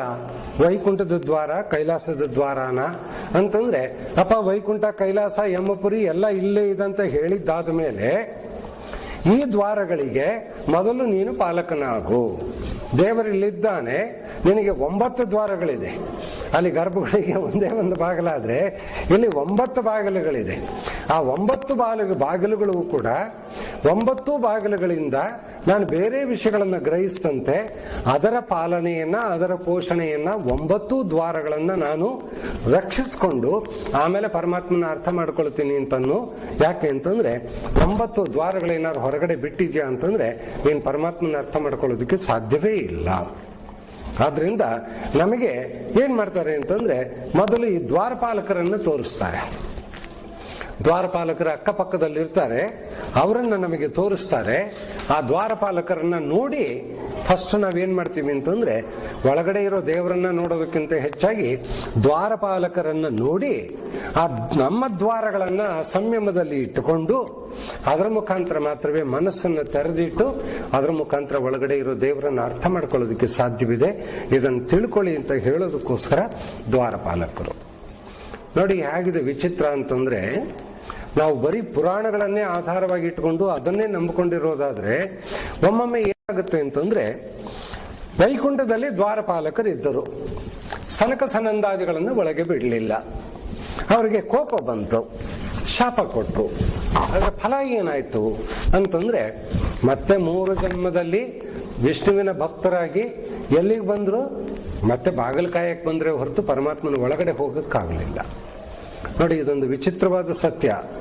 3 ಜನ್ಮದಲ್ಲಿ ನಾವು ಬರ್ತೀವಿ, ನಿನ್ ಬಿಟ್ಟಿರಕ್ಕಾಗಲ್ಲ ಅಂತ ಅಂದ್ರೂ ಕೂಡ ಅವ್ರು ಎಲ್ಲಿಗೆ ಬಂದು ಸೇರ್ಕೊಂಡ್ರು ಅಂದ್ರೆ ಮತ್ತೆ ದ್ವಾರಪಾಲಕರಾಗಿ ಬಂದು ಸೇರ್ಕೊಂಡ್ರು. ಆದ್ರೆ ನಮಗೆ ಬೇಕಾದದ್ದೇನು? ಆ ಆತ್ಯಂತಿಕ ಸತ್ಯವಾದ ಪರಮಾತ್ಮನನ್ನ ಸೇರುವುದು ನಮಗೆ ಬಹಳ ಮುಖ್ಯ. ಹಾಗೆ ಮಾಡಬೇಕು ಅನ್ನೋದನ್ನ ತಿಳಿಸ್ತಾ ಅಲ್ಲಿ ದ್ವಾರಪಾಲಕರನ್ನ ನೋಡಿದ ತಕ್ಷಣ ನಾವು ಮಾಡೋ ಕೆಲಸ ಏನು ಅಂತಂದ್ರೆ ಪರಿಕ್ರಮ ಅಥವಾ ಪ್ರದಕ್ಷಿಣೆಯನ್ನು ಹಾಕೋದಕ್ಕೆ ಪ್ರಾರಂಭ ಮಾಡ್ತೀವಿ. ಇದು ಬಹಳ ದೊಡ್ಡ ಸತ್ಯ. ಇದು ಪ್ರದಕ್ಷಿಣೆಯನ್ನು ಹಾಕೋದಿದೆಯಲ್ಲ, ಬಹಳ ದೊಡ್ಡ ಸತ್ಯ. ಅದು ಹೇಗಿದೆ ಸತ್ಯ, ಎಂಥದು ಅಂತಂದ್ರೆ ಅದರೊಳಗೆ ನಮಗೆ ಆ ಗರ್ಭಗುಡಿಯನ್ನು ಪ್ರಗೋದಕ್ಕಿಂತ ಮೊದಲು ಹೊರಭಾಗವನ್ನು ಒಮ್ಮೆ ಸುತ್ತಿ ಬರ್ತೇವೆ ನಾವು. ಹೊರಭಾಗ ಯಾಕೆ ಸುತ್ತಿ ಬರಬೇಕು? ಸುಮ್ಮನೆ ಕೈ ಮುಕ್ಕೊಂಡು ಆ 3 ದಿಕ್ಕಿನಲ್ಲಿ ಒಂದೊಂದ್ಸರ್ತಿ ನಮಸ್ಕಾರ ಮಾಡ್ಕೊಂಡು ಒಳಗೆ ಬಂದ್ಬಿಟ್ರೆ ಸಾಕ ನಮಗೆ ಅಂತಂದ್ರೆ ಇಲ್ಲ. ಈ ಹೊರಭಾಗದಲ್ಲಿ ವಿಶಿಷ್ಟ ಏನು ಅಂತಂದ್ರೆ, ನೀನು ಪರಮಾತ್ಮನನ್ನ ಅರಿಯಬೇಕು ಅಂತಿದ್ರೆ ಮೊದಲು ನೀನು ಹೊರಗಡೆ ಕಾಣ್ತಾ ಇರೋದನ್ನ ನೀನು ಅರ್ಥ ಮಾಡ್ಕೋ, ತಿಳ್ಕೋ. ದೇವಸ್ಥಾನಗಳ ನಿರ್ಮಾಣದಲ್ಲಿ ಎಂಥ ವಿಚಿತ್ರ, ಎಂಥ ಸತ್ಯವನ್ನು ಕೆತ್ತಿಟ್ಟಿದ್ದಾರೆ ಅಂತಂದ್ರೆ, ನಾವು ದೇವಸ್ಥಾನದ ಬಲಭಾಗದಿಂದ ಅಥವಾ ನಮ್ಮ ಎಡಗೈ ಕಡೆಯಿಂದ ನಾವೇನಾದ್ರು ಪ್ರದಕ್ಷಿಣೆ ಪ್ರಾರಂಭ ಮಾಡಿದ್ವಿ ಅಂತಂದ್ರೆ ನೋಡಿ, ಎಷ್ಟು ಸುಂದರವಾದ ಕೆತ್ತನೆಗಳ ಮುಖಾಂತರ ಬೇರೆ ಬೇರೆ ದೇವತೆಗಳನ್ನ, ದೇವರುಗಳನ್ನ, ಮತ್ತೆ ಬೇರೆ ಋಷಿ ಮುನಿ ವರ್ಗಗಳನ್ನ ಎಲ್ಲವನ್ನೂ ಕೂಡ ಕೆತ್ತೋದ್ರ ಮುಖಾಂತರ ನಮಗೆ ಎಷ್ಟು ಸುಂದರವಾಗಿ ಅದನ್ನ ತೋರಿಸ್ಕೊಡ್ತಾರೆ ಅಂತಂದ್ರೆ, ನೀನು ಏನನ್ನ ಅರ್ಥ ಮಾಡ್ಕೊಳ್ಬೇಕು ಅನ್ನೋದನ್ನ ಈ ಪ್ರದಕ್ಷಿಣೆಯ ಕಾಲದಲ್ಲಿ ನಮಗೆ ತೋರಿಸ್ತಾರೆ. ಆ ಸಂದರ್ಭದಲ್ಲಿ ಒಂದು ವಿಚಿತ್ರವಾದಂತ ಒಂದು ಸತ್ಯ ಇದೆ ನೋಡಿ. ನಾವು ಈ ಪ್ರದಕ್ಷಿಣೆಯನ್ನು ಹಾಕೋದಕ್ಕೆ ಒಂದು ದೇವಸ್ಥಾನದ ಒಂದು ಬದಿಯಿಂದ ಪ್ರಾರಂಭ ಮಾಡ್ತೀವಿ ಅಂತ ತಿಳ್ಕೊಳ್ಳೋಣ. ಇದು ಹಳೇಬೀಡು ಬೇಲೂರಿನ ದೇವಸ್ಥಾನ. ಇದು ಉದಾಹರಣೆಗೆ ಒಂದನ್ನು ತಗೊಳ್ಳೋಣ. ನಾವು ಇಲ್ಲಿಗೆ ಬಂದು ನಿಂತು ಈ ಕಡೆಯಿಂದ ಹೊರಡ್ತೀವಿ. ನಾವು ಈ ದೇವಸ್ಥಾನಗಳ ಒಂದು ವಿಶೇಷ ಏನು ಅಂತಂದ್ರೆ, ನಮಗೆ ಮೊದಲು ಕಾಣುವಂತ ಚಿತ್ರಗಳು ಯಾವುದು ಅಂತಂದ್ರೆ ಕಾಮಸೂತ್ರಕ್ಕೆ ಸಂಬಂಧಪಟ್ಟಂತ ಚಿತ್ರಗಳು, ಕಾಮದ ಭಂಗಿಗಳಿರುವಂತ ಚಿತ್ರಗಳು. ನಮ್ಮಲ್ಲಿ ಕೆಲವ್ರಿಗೆ ಅರ್ಥ ಮಾಡ್ಕೊಳ್ಳೋದಕ್ಕಾಗೋದಿಲ್ಲ. ಯಾತಕ್ಕೆ ಇದನ್ನ ಕಾಮಸೂತ್ರದ ಬೊಂಬೆಗಳನ್ನ, ಕಾಮದ ಭಂಗಿಗಳನ್ನ ಇದರೊಳಗೆ ಚಿತ್ರಿಸಿದ್ದಾರೆ, ಇದಕ್ಕೆ ಏನು ಸಂಬಂಧ ಅನ್ನೋದನ್ನ ಅರ್ಥ ಮಾಡ್ಕೊಳ್ಳದೆ ಏನು ಕೆಲವರು ಮುಖ ಮುಚ್ಕೊಂತಾರೆ, ಕೆಲವರು ಮುಂದಕ್ಕೆ ನಡಿ ಅಂತಾರೆ, ಹೇಗೋ ಒಂದು ದಾಟ್ಕೊಂಡು ಹೋಗಿಬಿಡ್ತಾರೆ. ಅಲ್ಲಿ ಆ ಚಿತ್ರಗಳನ್ನ ಏಕೆ ನಿರ್ಮಿಸಿದ್ದಾರೆ ಅನ್ನೋದನ್ನ ಅರ್ಥ ಮಾಡ್ಕೊಳ್ಳೋದಕ್ಕೆ ನೋಡಿ, ಎಷ್ಟು ವಿಚಿತ್ರವಾದಂತ ಒಂದು ಕಾಮಸೂತ್ರದ ಒಂದು ಬೊಂಬೆಯನ್ನು ಇಲ್ಲಿ ಚಿತ್ರ ಕೆತ್ತಿದ್ದಾರೆ. ಆ ಎಷ್ಟು ಸೂಕ್ಷ್ಮವಾಗಿ ಕೆತ್ತಿದ್ದಾರೆ. ಇದನ್ನ ಕೆತ್ತಬೇಕಾದ್ರೆ ಅವನ ಮನಸ್ಥಿತಿ ಏನಿತ್ತು, ಆ ಮನಸ್ಥಿತಿ ಸಂದರ್ಭದಲ್ಲಿ ನಾವಿದನ್ನ ಹೇಗೆ ಅರ್ಥ ಮಾಡ್ಕೊಳ್ಬೇಕು ಅನ್ನೋದನ್ನ ನಾವು ಒಮ್ಮೆ ಆಲೋಚನೆ ಮಾಡ್ಕೊಂಡ್ವಿ ಅಂತಂದ್ರೆ ಅವಾಗ ನಾವು ತಿಳ್ಕೊಳ್ಬೇಕಾದ ಇಷ್ಟೇನೆ. ಇದು ಬಹಳ ವಿಚಿತ್ರವಾದಂತ ಸತ್ಯ. ಏನು? ನೀನು ಸೃಷ್ಟಿಕರ್ತನನ್ನ ಅರ್ಥ ಮಾಡಿಕೊಳ್ಳಬೇಕಾದರೆ ಮೊದಲು ಸೃಷ್ಟಿಯನ್ನ ಅರ್ಥ ಮಾಡಿಕೊ. ಸೃಷ್ಟಿಯನ್ನೇ ಅರ್ಥ ಮಾಡ್ಕೊಂಡಿಲ್ಲ ಅಂದ್ರೆ ಸೃಷ್ಟಿಕರ್ತನನ್ನ ಏನ್ ಅರ್ಥ ಮಾಡ್ಕೊಳ್ತೀಯ? ನಮಗೆ ಇದರೊಳಗೆ ಬಹಳ ಒಂದು ವಿಚಿತ್ರವಾದ, ಸಂತೋಷಕರವಾದ, ಅದ್ಭುತವಾದ, ಸತ್ಯವಾದ, ಕೆಲವೊಮ್ಮೆ ನಾವೇ ತಪ್ಪಾಗಿ ಭಾವಿಸುವಂತಹ ಒಂದು ಸತ್ಯ ಏನು ಅಂತಂದ್ರೆ, ಸೃಷ್ಟಿಯ ಕ್ರಮವನ್ನ ಅರ್ಥ ಮಾಡಿಕೊಳ್ಳುವುದಕ್ಕೆ ಎದುರಿಗೆ ಕಾಣುವಂತಹ ವಸ್ತುಗಳಿಗಿಂತಲೂ ಅತಿ ಸಮೀಪ ಅಂದ್ರೆ ನಮ್ಮ ಸಂಗಾತಿಯರು. ನಮ್ಮ ಸಂಗಾತಿಯರಿಗಿಂತಲೂ ಕೂಡ ಸೃಷ್ಟಿಯ ಕ್ರಮವನ್ನು ಅರ್ಥ ಮಾಡಿಕೊಳ್ಳುವುದಕ್ಕೆ ಸಮೀಪವಾದಂಥ ವಸ್ತುಗಳು ಯಾವುದೂ ಇಲ್ಲ. ನೋಡಿ, ನಾವು ಒಂದು ದಾಂಪತ್ಯವನ್ನ, ಈಗ ಈ ಕಲೆಯನ್ನು ನಾವು ನೋಡಿದಾಗ ದಾಂಪತ್ಯದ ಬದುಕನ್ನ, ದಾಂಪತ್ಯದ ಆ ಸಂದರ್ಭದ ಕ್ರೀಡೆಯನ್ನ ನಾವೇನಾದ್ರೂ ತುಚ್ಛವಾಗಿ ಭಾವಿಸೋದಾದ್ರೆ ದೇವ ಕಾರ್ಯಕ್ಕೆ ಒಂದು ದ್ರೋಹವಾಗಿದಂತೆ. ಇದೊಂದು ದೊಡ್ಡ ವಿಚಿತ್ರ. ಇದು ಏನಪ್ಪ ಹೀಗೆ ಅಂತಂದ್ರೆ, ನಮ್ಮ ಗುರುಗಳು ಅಚ್ಯುತರು ಮತ್ತೆ ಅವರ ಶಿಷ್ಯರಾದಂಥ ಜಯತೀರ್ಥರು ಹೇಳ್ತಿದ್ರು, ಮದುವೆ ಅನ್ನೋದು ಯಾತಕ್ಕೆ, ವಿವಾಹ ಸಂಬಂಧ ಅನ್ನೋದು ಯಾತಕ್ಕೆ ಅಂತಂದ್ರೆ ಧರ್ಮಬದ್ಧವಾದ ಒಂದು ಸಂತಾನವನ್ನು ಪಡೆಯುವುದಕ್ಕೆ ಅಂತ. ಅವರ ಹಲವಾರು ಮಕ್ಕಳನ್ನ ಕೌರವರನ್ನ ಹೆರ್ರಿ ಅಂತ ಹೇಳಿಲ್ಲ, ಧರ್ಮಬದ್ಧವಾದ ಒಂದು ಸಂತಾನಕ್ಕೋಸ್ಕರ ನಾವು ಮದುವೆಯನ್ನು ಮಾಡಿಕೊಳ್ಬೇಕಂತೆ. ಆ ಧರ್ಮಬದ್ಧವಾದ ಒಂದು ಸಂತಾನ ನನಗೆ ದಕ್ಕಲಿ ಅಂತಂದ್ರೆ, ಅದು ಧರ್ಮಬದ್ಧವಾದ ಸಂತಾನ ಆಗಬೇಕು ಅಂತಂದ್ರೆ ನೀನು ನಿನ್ನ ಸಂಗಾತಿಯ ಜೊತೆಯಲ್ಲಿ ಕೂಡುವಿಕೆಯೂ ಕೂಡ ಧರ್ಮಬದ್ಧವಾಗಿರಬೇಕು, ತತ್ವಬದ್ಧವಾಗಿರಬೇಕು. ಏನಿದು ತತ್ವಬದ್ಧ ಧರ್ಮಬದ್ಧ ಅಂದ್ರೆ ಹೇಗೆ ಅಂತಂದ್ರೆ, ಅವರು ನಮ್ಮ ಗುರುಗಳು ಹೇಳೋರು, ದಾಂಪತ್ಯದ ಸಂಬಂಧಗಳು ಕೂಡ ಶಾರೀರಿಕ ಸಂಬಂಧ ಎನ್ನುವುದು ಒಂದು ಯಜ್ಞ ಇದ್ದಂತೆ, ಯಾಗವಿದ್ದಂತೆ. ಅದನ್ನು ಬೇರೆ ಏನೋ ಹೊಸ ಹೆಸರನ್ನು ಕೊಟ್ಟು ಕರಿಬೇಡಿ, ಅದೇ ಪುತ್ರಕಾಮೇಷ್ಟಿ ಯಾಗ. ಪುರಾಣದಲ್ಲಿ ರಾಮ ಮಾಡ್ದ ಅಂತಂದ್ರೆ, ರಾಮನ ತಂದೆ ಮಾಡ್ದ ಅಂತಂದ್ರೆ ಏನೋ ಒಂದು ಯಜ್ಞದಲ್ಲಿ ಒಂದಿಷ್ಟು ಏನೋ ಹಾಕಿ ಸುಟ್ಟು ಮಾಡಿ ಎಲ್ಲ ಮಾಡಿದ್ರು, ಅದೇ ಪುತ್ರಕಾಮೇಷ್ಟಿ ಯಾಗ ಅಂತ ತಿಳ್ಕೊಳ್ಳೋದಲ್ಲ. ಪ್ರತಿಯೊಬ್ಬ ದಂಪತಿಗಳು ಕೂಡುವಿಕೆಯೂ ಕೂಡ ಒಂದು ಯಜ್ಞವಿದ್ದಂತೆ. ಯಾತಕ್ಕೆ ಅಂತಂದ್ರೆ, ಇಷ್ಟಪುತ್ರನನ್ನ ಕಾಮದ್ವಾರದಿಂದ ಪಡೆಯುವ ಯಾಗ ಪುತ್ರಕಾಮೇಷ್ಟಿ ಯಾಗ. ನನಗೆ ಬಹುಶಃ ಇದಕ್ಕಿಂತ ಸುಂದರವಾದಂಥ ವ್ಯಾಖ್ಯಾನ ಕೊಟ್ಟವ್ರು ನನಗೆ ಯಾರು ಇದುವರೆಗೂ ಸಿಕ್ಕಿಲ್ಲ. ಪುತ್ರಕಾಮೇಷ್ಟಿ ಯಾಗ ಅಂತಂದ್ರೆ ಇಷ್ಟಪುತ್ರನನ್ನ, ಯಾರು ಇಷ್ಟಪುತ್ರ? ಧರ್ಮಬದ್ಧ ಸಂತಾನವನ್ನ. ಇಷ್ಟಪುತ್ರನನ್ನ ಕಾಮದ ದ್ವಾರ ಪಡೆಯುವುದನ್ನ ಯಜ್ಞ ಅಂತ ಕರೆದಿದ್ದಾರೆ. ಅಂದ್ರೆ ನಮಗೇನಾಗಿದೆ ಅಂದ್ರೆ, ನಮ್ಮಲ್ಲಿ ಪಶು ಮನೋಭಾವ ಇರುವುದಕ್ಕಿಂತ ಹೆಚ್ಚಾಗಿ ನಾವು ಯಾವುದೇ ಚಿತ್ರವನ್ನು ನೋಡಿದ್ರೂ ಕೂಡ ಆ ಪಶು ಮನೋಭಾವ ಬರುವುದಕ್ಕಿಂತ ಹೆಚ್ಚಾಗಿ ಇದೂ ಕೂಡ ಸೃಷ್ಟಿಯನ್ನ ಕಣ್ಣೆದುರಿಗೆ ತೋರಿಸ್ಕೊಡುತ್ತಲ್ವಾ, ಸೃಷ್ಟಿಯನ್ನ ಕಣ್ಣೆದುರಿಗೆ ನಮ್ಗೆ ಅರ್ಥ ಮಾಡಿಸುತ್ತಲ್ವಾ. ಅದರಿಂದ ಇದೂ ಕೂಡ ಬಹಳ ಶ್ರೇಷ್ಠವಾದ್ದು ಪರಮಾತ್ಮನನ್ನ ಅರ್ಥ ಮಾಡಿಕೊಳ್ಳುವುದಕ್ಕೆ. ನೋಡಿ, ನಿಮಗೆ ಬಹಳಷ್ಟು ಜನಕ್ಕೆ ಅರ್ಥವಾಗುತ್ತೆ, ಸುಲಭವಾಗಿ ಅರ್ಥವಾಗುವಂಥ ವಿಷಯ. ಹೇಗಿದೆ ವಿಚಿತ್ರ ಅಂತಂದ್ರೆ, ನಾನು ನನ್ನ ಜೀವನದ ಒಂದು ಉದಾಹರಣೆಯನ್ನ ಕೊಡ್ತೀನಿ. ನಾನು ಕೂಡ ನನ್ನ ಹೆಂಡತಿಯ ಜೊತೆಯಲ್ಲಿ ಸರಸಲ್ಲಾಪದಲ್ಲಿದ್ದಂಥ ಮನುಷ್ಯನೇ. ನಾನು ಸಂತಾನವನ್ನು ಪಡೆದಿದ್ದೇನೆ. ಆದರೆ ನನ್ನ ಪಾಲಿಗೆ ನನ್ನ ಹೆಂಡತಿ ಎಂಥ ದೊಡ್ಡ ಗುರುವಾಗಿದ್ದಾಳೆ ಅಂತಂದ್ರೆ, ಸೃಷ್ಟಿಯನ್ನು ತೋರಿಸಿಕೊಟ್ಟಂಥ ದೊಡ್ಡ ಗುರು ಅಂದ್ರೆ ನನ್ನ ಹೆಂಡತಿ. ಹೇಗೆ ಅಂದಾಗ, ಆಕೆ ಗರ್ಭಿಣಿಯಾದ ಮೊದಲನೇ ದಿವಸದಿಂದಲೂ ಕೂಡ, ಪ್ರಾರಂಭದ 3 ತಿಂಗಳು ಕಳೆದ ನಂತರದಿಂದಲೂ ಕೂಡ ನಾನು ಆಕೆಯ ಜೊತೆಯಲ್ಲಿ ಸರಸಲ್ಲಾಪದಲ್ಲಿದ್ದಾಗ ಆಕೆ ಹೊಟ್ಟೆ ಮೇಲೆ ಕಿವಿ ಇಡ್ತಿದ್ದೆ, ಕೈ ಮುಟ್ತಿದ್ದೆ, ಎಲ್ಲ ಮಾಡ್ತಿದ್ದೆ. ನನಗೆ 9 ತಿಂಗಳು ಆಗೋದ್ರೊಳಗಾಗಿ ಒಂದು ಸತ್ಯ ಗೊತ್ತಾಗಿದ್ದೇನು ಅಂತಂದ್ರೆ, ಆ ಎಂಬ್ರಾಲಜಿಕಲ್ ಡೆವಲಪ್ಮೆಂಟ್ ಇದೆಯಲ್ಲ, ಆ ಫೀಟಸ್ಸಿನ ಡೆವಲಪ್ಮೆಂಟ್ ಇದೆಯಲ್ಲ, ಅದನ್ನ ಸ್ಪರ್ಶ, ಶ್ರವಣ, ಮನನ ಇವುಗಳ ಮುಖಾಂತರ ನನಗೆ ಗೊತ್ತಾಯ್ತು ಇಡೀ ವಿಶ್ವದ ಸೃಷ್ಟಿ ಯಾವ ಕ್ರಮದಲ್ಲಾಗುತ್ತೆ ಅಂತ. ಅದರಿಂದ ನಾವು ಆ ವಸ್ತುವನ್ನ ಹೇಗೆ ಸ್ವೀಕರಿಸ್ತೀವೋ ಅದರ ಆಧಾರದ ಮೇಲೆ ನಾವು ಅರ್ಥ ಮಾಡ್ಕೊಳ್ತೀವಿ ಹೊರತು, ಕೆಟ್ಟದಾಗಿ ಸ್ವೀಕರಿಸಿದ್ರೆ ಕೆಟ್ಟದಾದಂತಹದ್ದನ್ನ ಜ್ಞಾನವನ್ನು ಪಡಿತೀವಿ, ಯೋಗ್ಯವಾದ ರೀತಿಯಲ್ಲಿ ಪಡೆಯೋದಾದ್ರೆ ಯೋಗ್ಯವಾದ ರೀತಿಯಲ್ಲಿ ಪಡಿತೀವಿ. ಹೀಗೆ ನಮಗೆ ಆ ದೇವಸ್ಥಾನದಲ್ಲಿಯೂ ಕೂಡ ಆ ಶಿಲ್ಪಗಳನ್ನ ಯಾಕಿಟ್ಟಿದ್ದಾರೆ ಅಂತಂದ್ರೆ, ಯಾವುದೋ ಒಂದು ಆಸೆಗೋಸ್ಕರ, ಚಟಕ್ಕೋಸ್ಕರ ಇಟ್ಟಿಲ್ಲ. ರಾಜ ವಿಲಾಸ ಭೋಗಗಳಲ್ಲಿದ್ದ, ಅದಕ್ಕೋಸ್ಕರ ಇಲ್ಲೂ ಕೆತ್ತಿಸ್ದ ಅಂತಲ್ಲ.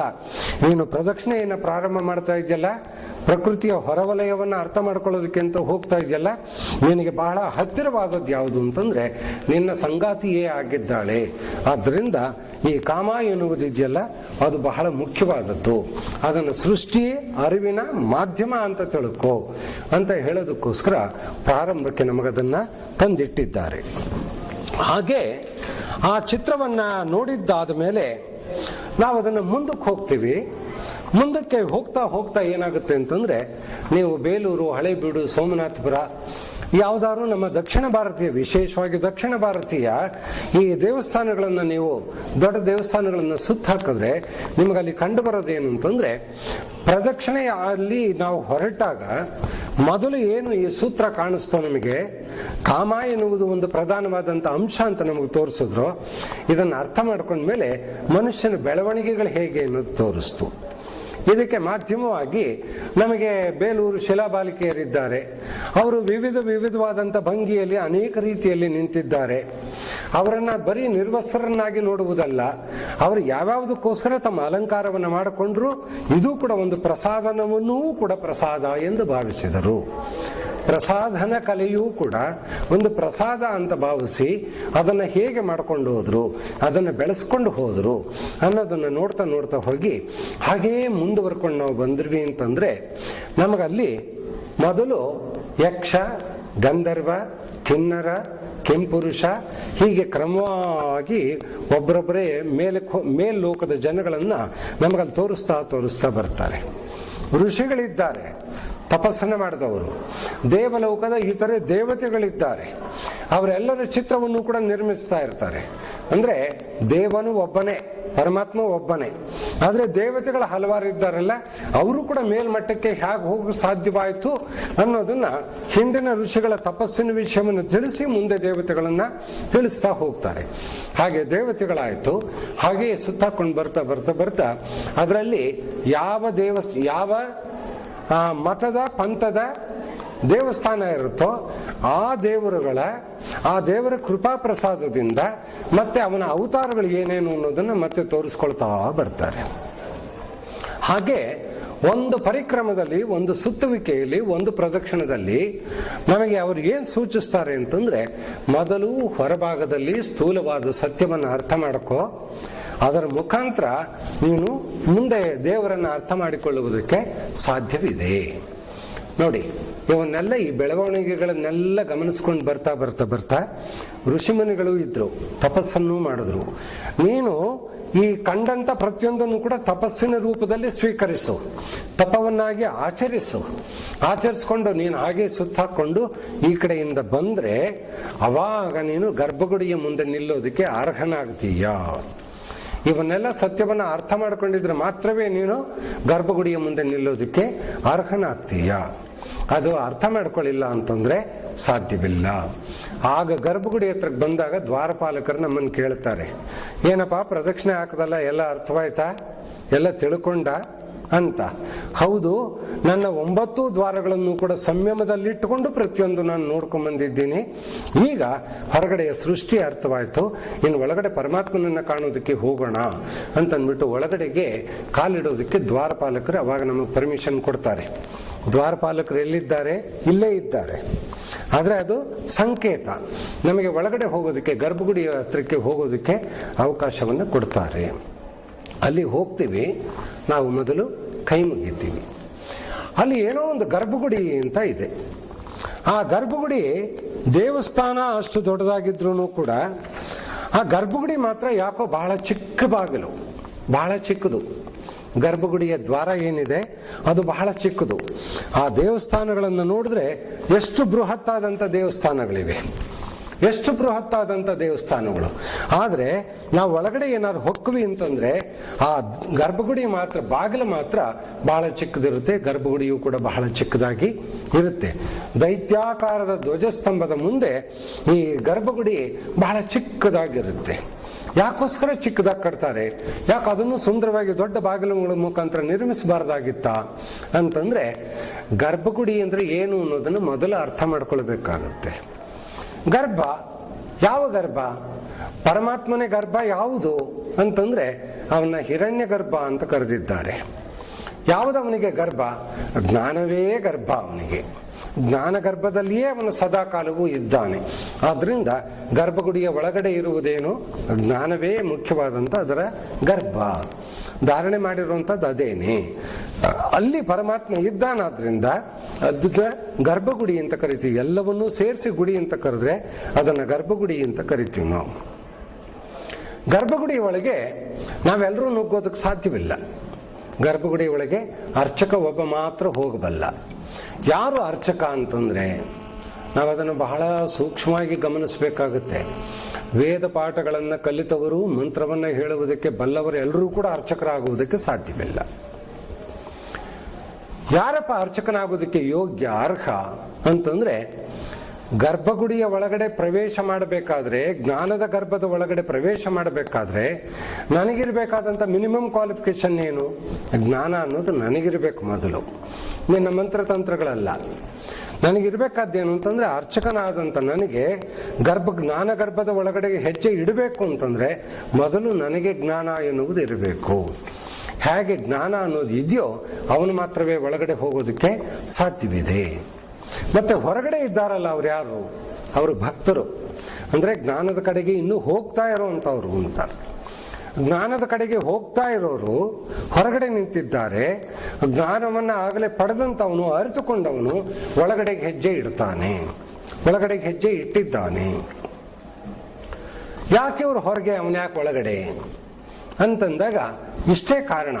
ಏನು ಅಂತಂದ್ರೆ, ಅಪ್ಪ ಭಕ್ತರ, ನೀವಿನ್ನೂ ಜ್ಞಾನದ ಕಡೆಗೆ ಬರಬೇಕು ಅಂತ ಅಂದ್ಬಿಟ್ಟು ಪ್ರಯತ್ನ ಮಾಡ್ತಾ ಇದ್ದೀರಾ. ನನಗೇನೋ ಪರಮಾತ್ಮನ ಕೃಪೆಯಿಂದ ಜ್ಞಾನ ಎನ್ನುವುದು ಸ್ವಲ್ಪ ಲಭ್ಯವಾಗಿದೆ. ಅದರಿಂದ ಗರ್ಭಗುಡಿ ಒಳಗಡೆ ನಾನು ಹೋಗ್ತೀನಿ. ಇಲ್ಲಿ ನಾನು ಏನೇನು ತಂತ್ರಗಳನ್ನ ಮಂತ್ರಗಳನ್ನ ಮಾಡ್ತೀನೋ ನೀವು ಅದನ್ನ ಹೊರಗಡೆ ನಿಂತ್ಕೊಂಡು ಶ್ರದ್ಧೆಯಿಂದ ನೋಡ್ತಾ ಇರಿ, ಅದನ್ನ ಅರ್ಥ ಮಾಡ್ಕೊಳ್ತಾ ಇರಿ. ನೀವು ಅರ್ಥ ಮಾಡಿಕೊಂಡ್ರೆ ಅವಾಗ ನಿಮಗೂ ಕೂಡ ಜ್ಞಾನವನ್ನು ಪಡೆಯುವುದಕ್ಕೆ ಸಾಧ್ಯ ಇದೆ, ಮೇಲಿನ ಮಟ್ಟಕ್ಕೆ ಏರುವುದಕ್ಕೆ ನಿಮಗೂ ಕೂಡ ಸಾಧ್ಯ ಇದೆ ಅನ್ನೋದನ್ನ ಆ ಒಳಗಡೆ ನಿಂತಂತ ಅರ್ಚಕ ಹೇಳ್ತಾನೆ. ಅರ್ಚಕನಾಗುವುದು ಬಹಳ ಕಷ್ಟ. ವೃತ್ತಿಯಿಂದ ಅರ್ಚಕ ಯಾರು ಬೇಕಾದರೂ ಆಗ್ಬಹುದು, ವಂಶ ಪಾರಂಪರ್ಯವಾಗಿ ಬೇಕಾದರೂ ಆಗ್ಬಹುದು. ಮಂತ್ರ ಬರದೇ ಇರೋರು ಕೂಡ ಅರ್ಚಕರಾಗುವುದಕ್ಕೆ ಸಾಧ್ಯ ಇದೆ. ಆದರೆ ಜ್ಞಾನ ಯಾರಿಗೆ ಬಂದಿಲ್ವೋ ಅವನು ನಿಜವಾಗ್ಲೂ ಅರ್ಚಕನಾಗುವುದಕ್ಕಲ್ಲ, ಅವನೊಬ್ಬ ಬ್ರಾಹ್ಮಣನಾಗುವುದಕ್ಕೂ ಕೂಡ ಸಾಧ್ಯವಿಲ್ಲ. ಆದ್ದರಿಂದ ಒಳಗಡೆ ನಿಂತು ಅವನ ಎಲ್ಲ ಕರ್ಮಗಳನ್ನು, ಕರ್ತವ್ಯಗಳನ್ನು ಕೂಡ, ತಂತ್ರಗಳನ್ನು ಕೂಡ ಮಾಡುವುದರ ಮುಖಾಂತರ ಹೊರಗಡೆ ನಿಂತಿರುವಂತ ಭಕ್ತರಿಗೆ ಹೇಳ್ತಾನೆ, ದೇವಾಲಯ ಅಂದ್ರೆ ಇದು, ದೇವರು ಅಂದ್ರೆ ಇದು. ಈಗ ಗರ್ಭಗುಡಿ ಹತ್ರಕ್ಕೆ ಬಂದಿದ್ದೀವಿ, ಒಂದು ವಿಗ್ರಹಕ್ಕೆ ನಮಸ್ಕಾರ ಮಾಡಿದ್ದೀವಿ. ಅದು ಯಾವ ವಿಗ್ರಹ ಬೇಕಾದರೂ ಆಗಲಿ, ವಿಗ್ರಹಕ್ಕೆ ನಮಸ್ಕಾರ ಮಾಡಿದ್ದೀವಿ. ಏನಂತ ತಿಳಿದು ಮಾಡಿದ್ದೀವಿ? ಸುಂದರವಾದಂಥ ಒಂದು ಶಿಲ್ಪ, ಎಷ್ಟು ಚೆನ್ನಾಗಿ ಕೆತ್ತಿದ್ದಾರೆ ಅಂತ ಮಾಡ್ತೀವೋ, ಅಥವಾ ಇದ್ರೊಳಗಡೆ ದೇವರಿದ್ದಾನೆ ಅಂತ ಮಾಡ್ತೀವೋ ಅಂತಂದಾಗ ಅವನು ನಮಗೆ ಅರ್ಚಕ ಹೇಳಿದ್ದಾನೆ, ಇಲ್ಲಿ ಒಳಗಡೆ ದೇವರಿದ್ದಾನೆ. ಯಾವುದಪ್ಪ ದೇವರು ಅಂತಂದ್ರೆ ಆ ಒಳಗಡೆ ಇರುವಂತ ಜ್ಞಾನವೇ ಅವನ ಗರ್ಭವಾದ್ದರಿಂದ ಜ್ಞಾನವೇ ಪರಮಾತ್ಮ ಅಂತ ತಿಳ್ಕೊಳ್ಳಿ, ಜ್ಞಾನ ಸ್ವರೂಪಿಯೇ ಪರಮಾತ್ಮ ಅಂತ ತಿಳ್ಕೊಳ್ಳಿ ಅಂತ ಹೇಳ್ತಾ ನಮಗೆ ಅಲ್ಲಿ ತೋರಿಸ್ತಾನೆ. ಅದರಿಂದ ನಾವು ಮಾಡಬೇಕಾದ್ದೇನು ಅಂತಂದ್ರೆ ಆ ಮೂರ್ತಿಯನ್ನು ನೋಡಿದಾಗ ನಮಗೆ ಈ ಆಸ್ತಿಕತೆ ನಾಸ್ತಿಕತೆ ಮಧ್ಯದಲ್ಲಿ ಯಾವುದು ಬರಬಾರದು, ಅಥವಾ ಅಲಂಕಾರ ಪ್ರಸಾದನ ಇದು ಕೂಡ ಯಾವುದು ನಮಗೆ ಮನಸ್ಸಿನೊಳಗಡೆ ಬರಬಾರ್ದು. ಹಾಗೆ ಮತ್ತೆ ಏನಾಗಬೇಕಪ್ಪ ಅದು ಅಂತಂದ್ರೆ ಬಹಳ ಮುಖ್ಯವಾದಂಥ ಅಂಶ, ಇದರ ಒಳಗಡೆ ದೇವರಿದ್ದಾನೆ ಅಂತ ನೀನು ಭಾವಿಸಿದ್ರೆ ನಿನಗೆ ದೇವರಿದ್ದಾನೆ. ಇದರೊಳಗಡೆ ದೇವರಿಲ್ಲ, ಇದೊಂದು ಮೂರ್ತಿ ಅಂತ ನೀನು ಭಾವಿಸೋದಾದ್ರೆ ನಿನಗೆ ದೇವರು ಇಲ್ಲ. ಅಂದ್ರೆ ಇಲ್ಲಿ ಬಹಳ ಮುಖ್ಯವಾದ ಪ್ರಶ್ನೆ ಏನು ಗೊತ್ತಾ? ದೇವರು ಎಲ್ಲಿದ್ದಾನೆ? ಇದ್ದಾನೆ ಅಂತ ಭಾವಿಸಿದ್ರೆ ನಮ್ಮಲ್ಲಿದ್ದಾನೆ, ಅವನು ಇಲ್ಲ ಅಂತ ಭಾವಿಸೋದಾದ್ರೆ ನಮ್ಮಲ್ಲಿ ಇಲ್ಲ. ಅದರಿಂದ ದೇವರು ಎಲ್ಲಿದ್ದಾನೆ ಅಂದ್ರೆ ನೀನು ಅದನ್ನು ಭಾವಿಸಿದ್ದಾದ್ರೆ ನಿನ್ನ ಒಳಗಡೆ ದೇವರಿರ್ತಾನೆ. ನೀನು ಭಾವಿಸ್ಲಿಲ್ಲ ಅಂತಂದ್ರೆ ಅವನು ಇರೋದಿಲ್ಲ. ಅದರಿಂದ ಅಲ್ಲಿರುವಂತಹ ಮೂರ್ತಿಗಿಂತ ಹೆಚ್ಚಾಗಿ ಅವನು ಎಲ್ಲಿ ನೆಲೆಗೊಳ್ತಾನೆ ಅಂತಂದ್ರೆ ಭಾವಿಸುವ ನಿನ್ನ ಮನಸ್ಸಿನ ಒಳಗಡೆ ಅವನು ನೆಲೆಸ್ತಾನೆ ಹೊರತು ಇದು ಕೇವಲ ಸಂಕೇತ. ಸಂಕೇತದಲ್ಲಿ ಹೇಳುತ್ತೆ ಜ್ಞಾನದ ಗರ್ಭದಲ್ಲಿ ಅವನು ನೆಲೆಸಿದ್ದಾನೆ ಅಂತ. ಇಷ್ಟೊತ್ತು ಧ್ವಜಸ್ತಂಭ ತೋರಿಸಿದ್ದಾಯ್ತು, ಪ್ರದಕ್ಷಿಣೆಯ ಪರಿಕ್ರಮವನ್ನು ತೋರಿಸಿದ್ದಾಯ್ತು. ಇದೆಲ್ಲದರ ಮುಖಾಂತರ ನೀನು ಪಡೆದಿದ್ದೆ ಆದ್ರೆ ಈಗ ನಿನಗೆ ದೇವರು ಅರ್ಥವಾಗ್ತಾನೆ ಅಂತ ಹೇಳ್ತಾ ಆ ಅರ್ಚಕ ಏನ್ ಮಾಡ್ತಾನೆ ಅಂತಂದ್ರೆ ತನ್ನ ಎಲ್ಲ ಮುಂದಿನ ತಂತ್ರಗಳನ್ನು ಕೂಡ ಮಾಡೋದಕ್ಕೆ ಪ್ರಾರಂಭ ಮಾಡ್ತಾನೆ. ದೇವರನ್ನ ದೇವರಾಗಿ ಕಾಣುವಾಗ ನಮಗೆ ಮೂರ್ತಿ ಹೇಗಿದ್ರೂ ಕೂಡ ನಮಗೆ ದೇವರಾಗಿ ಕಾಣುತ್ತೆ, ಭಾಸವಾಗುತ್ತೆ, ಮನಸ್ಸಿನಲ್ಲಿ ನಿಂತಿದ್ದಾನೆ. ಅದು ಬಿಟ್ಟು ಇದನ್ನು ಒಂದು ಮೂರ್ತಿ ಅಂತ ಭಾವಿಸೋದಾದ್ರೆ ನಾವೇನ್ ಮಾಡ್ತೀವಿ ಅಂತಂದ್ರೆ, ಇವತ್ತ್ಯಾಕೋ ಸ್ವಲ್ಪ ಪಂಚೆ ಸರಿಯಾಗಿ ಉಡಿಸಿಲ್ಲ, ಇವತ್ತ್ಯಾಕೋ ಒಂದು ಹೂವು ಸೊಟ್ಟಿಗಿದೆ, ಇವತ್ತ್ಯಾಕೋ ಇದು ಹೀಗಿದೆ, ಅದು ಹಾಗಿದೆ ಅಂತ ಯೋಚನೆ ಮಾಡ್ತೀವಿ ಹೊರತು ನಮಗಲ್ಲಿ ದೇವರು ಕಾಣೋದೇ ಇಲ್ಲ. ಯಾಕೆ? ನೀವು ಸ್ಥೂಲವಾದ ವಿಷಯಕ್ಕೆ ಬಂದಾಗ, ಸ್ಥೂಲವಾಗಿ ವಿಗ್ರಹವನ್ನು ನೋಡಿದಾಗ, ಸ್ಥೂಲವಾಗಿ ಇದ್ಯಾವುದಾದ್ರು ದೋಷಗಳಿದ್ರೆ ಅಥವಾ ಅಲಂಕಾರ ಏನಾದ್ರು ಬಹಳ ಚೆನ್ನಾಗಿದ್ರೆ ಅದನ್ನು ಮೆಚ್ಚಿಕೊಂಡು, ಅಥವಾ ಓರೆಕೋರೆಗಳೇನಾದ್ರು ಇದ್ದಾಗ ಅದರ ಬಗ್ಗೆ ಮನಸ್ಸನ್ನು ಬೇಸರ ಮಾಡಿಕೊಂಡು ನಾವಿಲ್ಲಿರ್ತೀವಿ ಹೊರತು ದೇವರು ಅವನಿರೋ ಜಾಗದಲ್ಲಿ ಅವನಿದ್ದೇ ಇರ್ತಾನೆ. ಆಗಲೇ ಹೇಳಿದೆ, ಒಳಗಡೆ ಪ್ರತಿಷ್ಠಾಪನೆ ಮಾಡಿಕೊಳ್ಬೇಕೇ ಹೊರತು ಹೊರಗಡೆ, ಅಲ್ಲಿ ಗರ್ಭಗುಡಿಯ ಒಳಗಡೆ ಅಲ್ಲ. ಹೀಗೆ ಈ ಭಾವದಿಂದ ನೋಡಿದಾಗ ಅರ್ಚಕ, ಜ್ಞಾನಿಯಾದಂಥ ಅರ್ಚಕ ಏನೇನು ಮಾಡ್ತಾ ಇದ್ದಾನೆ ಅನ್ನೋದನ್ನು ಒಂದೊಂದನ್ನೇ ನಾವು ಗಮನಿಸ್ತಾ ಹೋಗ್ಬೇಕು. ಏನ್ ಮಾಡ್ದ? ಮೊದಲು ಅದರ ಮೇಲಿರುವಂಥ ನಿರ್ಮಾಲ್ಯವನ್ನೆಲ್ಲ ತೆಗೆದ. ಆ ಹಳೆ ಹೂವು, ಗಂಧ ಏನೇನಿತ್ತೋ ಎಲ್ಲವನ್ನೂ ಕೂಡ ತೆಗೆದ ನಮಗೆ ಹೇಳ್ತಾ ಇದ್ದಾನೆ, ನಿನ್ನ ಒಳಗಡೆ ಇರುವಂಥ ಕೊಳೆಗಳನ್ನು ಮೊದಲು ಕಳ್ಕೋ. ನೀನು ಅಲ್ಲಿ ವಿಗ್ರಹ ನಿನಗೆ ಚೆನ್ನಾಗಿ ಕಾಣಬೇಕು ಅಂತ ಅನ್ನೋದಾದ್ರೆ, ಅದರೊಳಗೆ ದೇವರಿದ್ದಾನೆ, ಇದರೊಳಗೆ ದೇವರಿದ್ದಾನೆ ಅನ್ನೋದು ಗೊತ್ತಾಗಬೇಕು ಅಂತಂದ್ರೆ ಮೊದಲು ನಿನ್ನ ಬಾಹ್ಯದ ಕೊಳೆಗಳನ್ನೆಲ್ಲವನ್ನೂ ಕೂಡ ಕಳ್ಕೋ. ನನಗೆ ಬಹಳ ಸಂತೋಷವಾಗುವಂಥದ್ದು ಏನು ಅಂತಂದ್ರೆ, ಬ್ರಾಹ್ಮಣ ವರ್ಗ ಸಂಧ್ಯಾವಂದನೆ ಅಂತ ಒಂದು ಮಾಡ್ತಾರೆ. ಸಂಧ್ಯಾವಂದನೆ, ಟೋಟಲ್ ಸಂಧ್ಯಾವಂದನೆ ಫೇಲ್ ಆದ್ರೂ ಕೂಡ ಚಿಂತೆ ಇಲ್ಲ, ಯಾವ ದುಃಖ ಪಡಬೇಕಾದ್ದು ಅವಶ್ಯಕತೆ ಇಲ್ಲ. ಆದರೆ ಸಂಧ್ಯಾವಂದನೆಯ ಮೊದಲನೆಯ ಮಂತ್ರ, ಅದರ ಆಚರಣೆ ಏನಾದ್ರು ತಪ್ಪು ಅಂತಂದ್ರೆ ನೀವು ಎಷ್ಟು ಸಂಧ್ಯಾವಂದನೆ ಮಾಡಿದ್ರೂ ಕೂಡ ನಿಷ್ಪ್ರಯೋಜಕ. ಯಾವುದದು ಅಂತಂದ್ರೆ, ಅಪವಿತ್ರ ಪವಿತ್ರೋವ ಸರ್ವ ಅವಸ್ಥಾ ಅಂಗತೋ ಅಪಿವ. ಯಾವುದೇ ಅವಸ್ಥೆ, ಯಾವುದೇ ಅಂಗದಲ್ಲಿ ಪವಿತ್ರವಾಗಿರು ಅಪವಿತ್ರನಾಗಿರು ಆಗಿದೆ ಅಂತ ಭಾವಿಸಿದ್ರೂ ಕೂಡ ಯಸ್ಮರೇತ್ ಪುಂಡರೀಕಾಕ್ಷಂ, ಪರಮಾತ್ಮನನ್ನು ನೀನು ಸ್ಮರಿಸಿದ್ದೇ ಆದರೆ ಸಹ ಅವನು ಬಾಹ್ಯ ಅಭ್ಯಂತರ ಶುಚಿ. ಎಷ್ಟು ಸುಂದರವಾಗಿದೆ ಅಂತಂದ್ರೆ, ನೀನು ಪರಮಾತ್ಮನನ್ನು ಸ್ಮರಿಸುವುದರಿಂದ ನೀನು ಹೊರಗೆ ಒಳಗೆ ಶುಚಿ ಆಗ್ತೀಯ ಅನ್ನೋದನ್ನು ಮೊದಲನೇ ಮಂತ್ರ ಹೇಳಿಬಿಡುತ್ತೆ. ಹಾಗೆ ಇಲ್ಲೂ ಕೂಡ ಎಷ್ಟು ಸುಂದರವಾಗಿದೆ, ಸಹ ಯಸ್ಮರೇತ್ ಪುಂಡರೀಕಾಕ್ಷಂ, ಯಾರು ಪುಂಡರೀಕಾಕ್ಷನನ್ನ ಸ್ಮರಿಸುತ್ತಾರೋ ಸ ಬಾಹ್ಯ ಅಭ್ಯಂತರ ಶುಚಿ. ಇಲ್ಲೂ ಕೂಡ ನೀನೇನ್ ಮಾಡು ಅಂತಂದ್ರೆ, ಪರಮಾತ್ಮನನ್ನ ಸ್ಮರಿಸ್ತಾ ಇರು. ಹೂವ ಸೊಟ್ಟಗಿರೋದನ್ನ ಆಲೋಚನೆ ಮಾಡಬೇಡ, ಬಟ್ಟೆ ಸೊಟ್ಟುಗುಡಿಸಿರೋದನ್ನ ಆಲೋಚನೆ ಮಾಡಬೇಡ. ನೀನು ಹಾಗೆ ಅಂತ ನೋಡಿದಾಗ, ನೀನು ಯಾವಾಗ ಆ ನಿರ್ಮಾಲ್ಯವನ್ನ ನೀನು ತೆಕ್ಕೊಳ್ತೀಯೋ, ನಿನ್ನ ಒಳಗಡೆ ಇರುವಂತ ಕೊಳೆಗಳನ್ನೆಲ್ಲ ನೀನು ಕಳ್ಕೊಳ್ತೀಯೋ, ಅವಾಗ ಪರಮಾತ್ಮ ನಿನಗೆ ನಿಚ್ಚಳವಾಗಿ ಕಾಣ್ತಾನೆ ಅಂತ ಹೇಳಿ ಅದನ್ನ ತೆಗೆದ ಮೇಲೆ ಮತ್ತೆ ಅವನು ಮೊದಲು ಒಂದು ನಿರ್ಮಾಲ್ಯಾಭಿಷೇಕವನ್ನ ಮಾಡ್ತಾನೆ. ಅಂದ್ರೆ ಏನಾದರೂ ಅಂಟುಕೊಂಡಿದ್ರು ಕೂಡ ತೊಳೆಯಲಿ, ಹೋಗ್ಲಿ, ಶುದ್ಧವಾಗಲಿ ಅನ್ನೋದಕ್ಕೆ ಅಭಿಷೇಕವನ್ನ ಮಾಡ್ತಾನೆ. ಅದಾದ್ಮೇಲೆ ಮತ್ತೆ ನಿಜವಾದಂಥ ಪುರುಷ ಸೂಕ್ತದ ಜೊತೆಯಲ್ಲಿ ಅಭಿಷೇಕವನ್ನ ಮಾಡ್ತಾನೆ. ಆ ಅಭಿಷೇಕ ನೀರು ಹಾಕೋದು ಅಂದ್ರೆ, ಮೇಲಿಂದ ಹಾಕೋದು ಅಂದ್ರೆ ಏನರ್ಥ ಅಂತಂದ್ರೆ, ವಿಗ್ರಹ ಕೊಳೆ ಆಗಿತ್ತು ಅದಕ್ಕೋಸ್ಕರ ತೊಳಿತಾ ಇದ್ದಾನೆ ಅಂತಲ್ಲ. ಇಲ್ಲಿ ಹೊರಗಡೆ ನಿಂತಿರುವಂತ ಭಕ್ತನಿಗೆ, ಜ್ಞಾನದ ಕಡೆಗೆ ಬರ್ತಾ ಇರುವಂತವನಿಗೆ ಹೇಳ್ತಾ ಇದ್ದಾನೆ, ನಿನ್ನ ಒಳಗಡೆಯೂ ಕೂಡ ಅಮೃತ ಎನ್ನುವ ಧಾರೆ ಇದೆ, ಅದು ಹರಿದು ಬಂದಾಗ ನೀನು ಕೂಡ ಶುದ್ಧನಾಗ್ತೀಯ. ನಮಗೆ ಗೊತ್ತಿಲ್ಲ ನಮ್ಮ ಒಳಗಡೆ ಇರೋ ಅಮೃತ ಯಾವುದು ಅಂತ ಗೊತ್ತಿಲ್ಲ.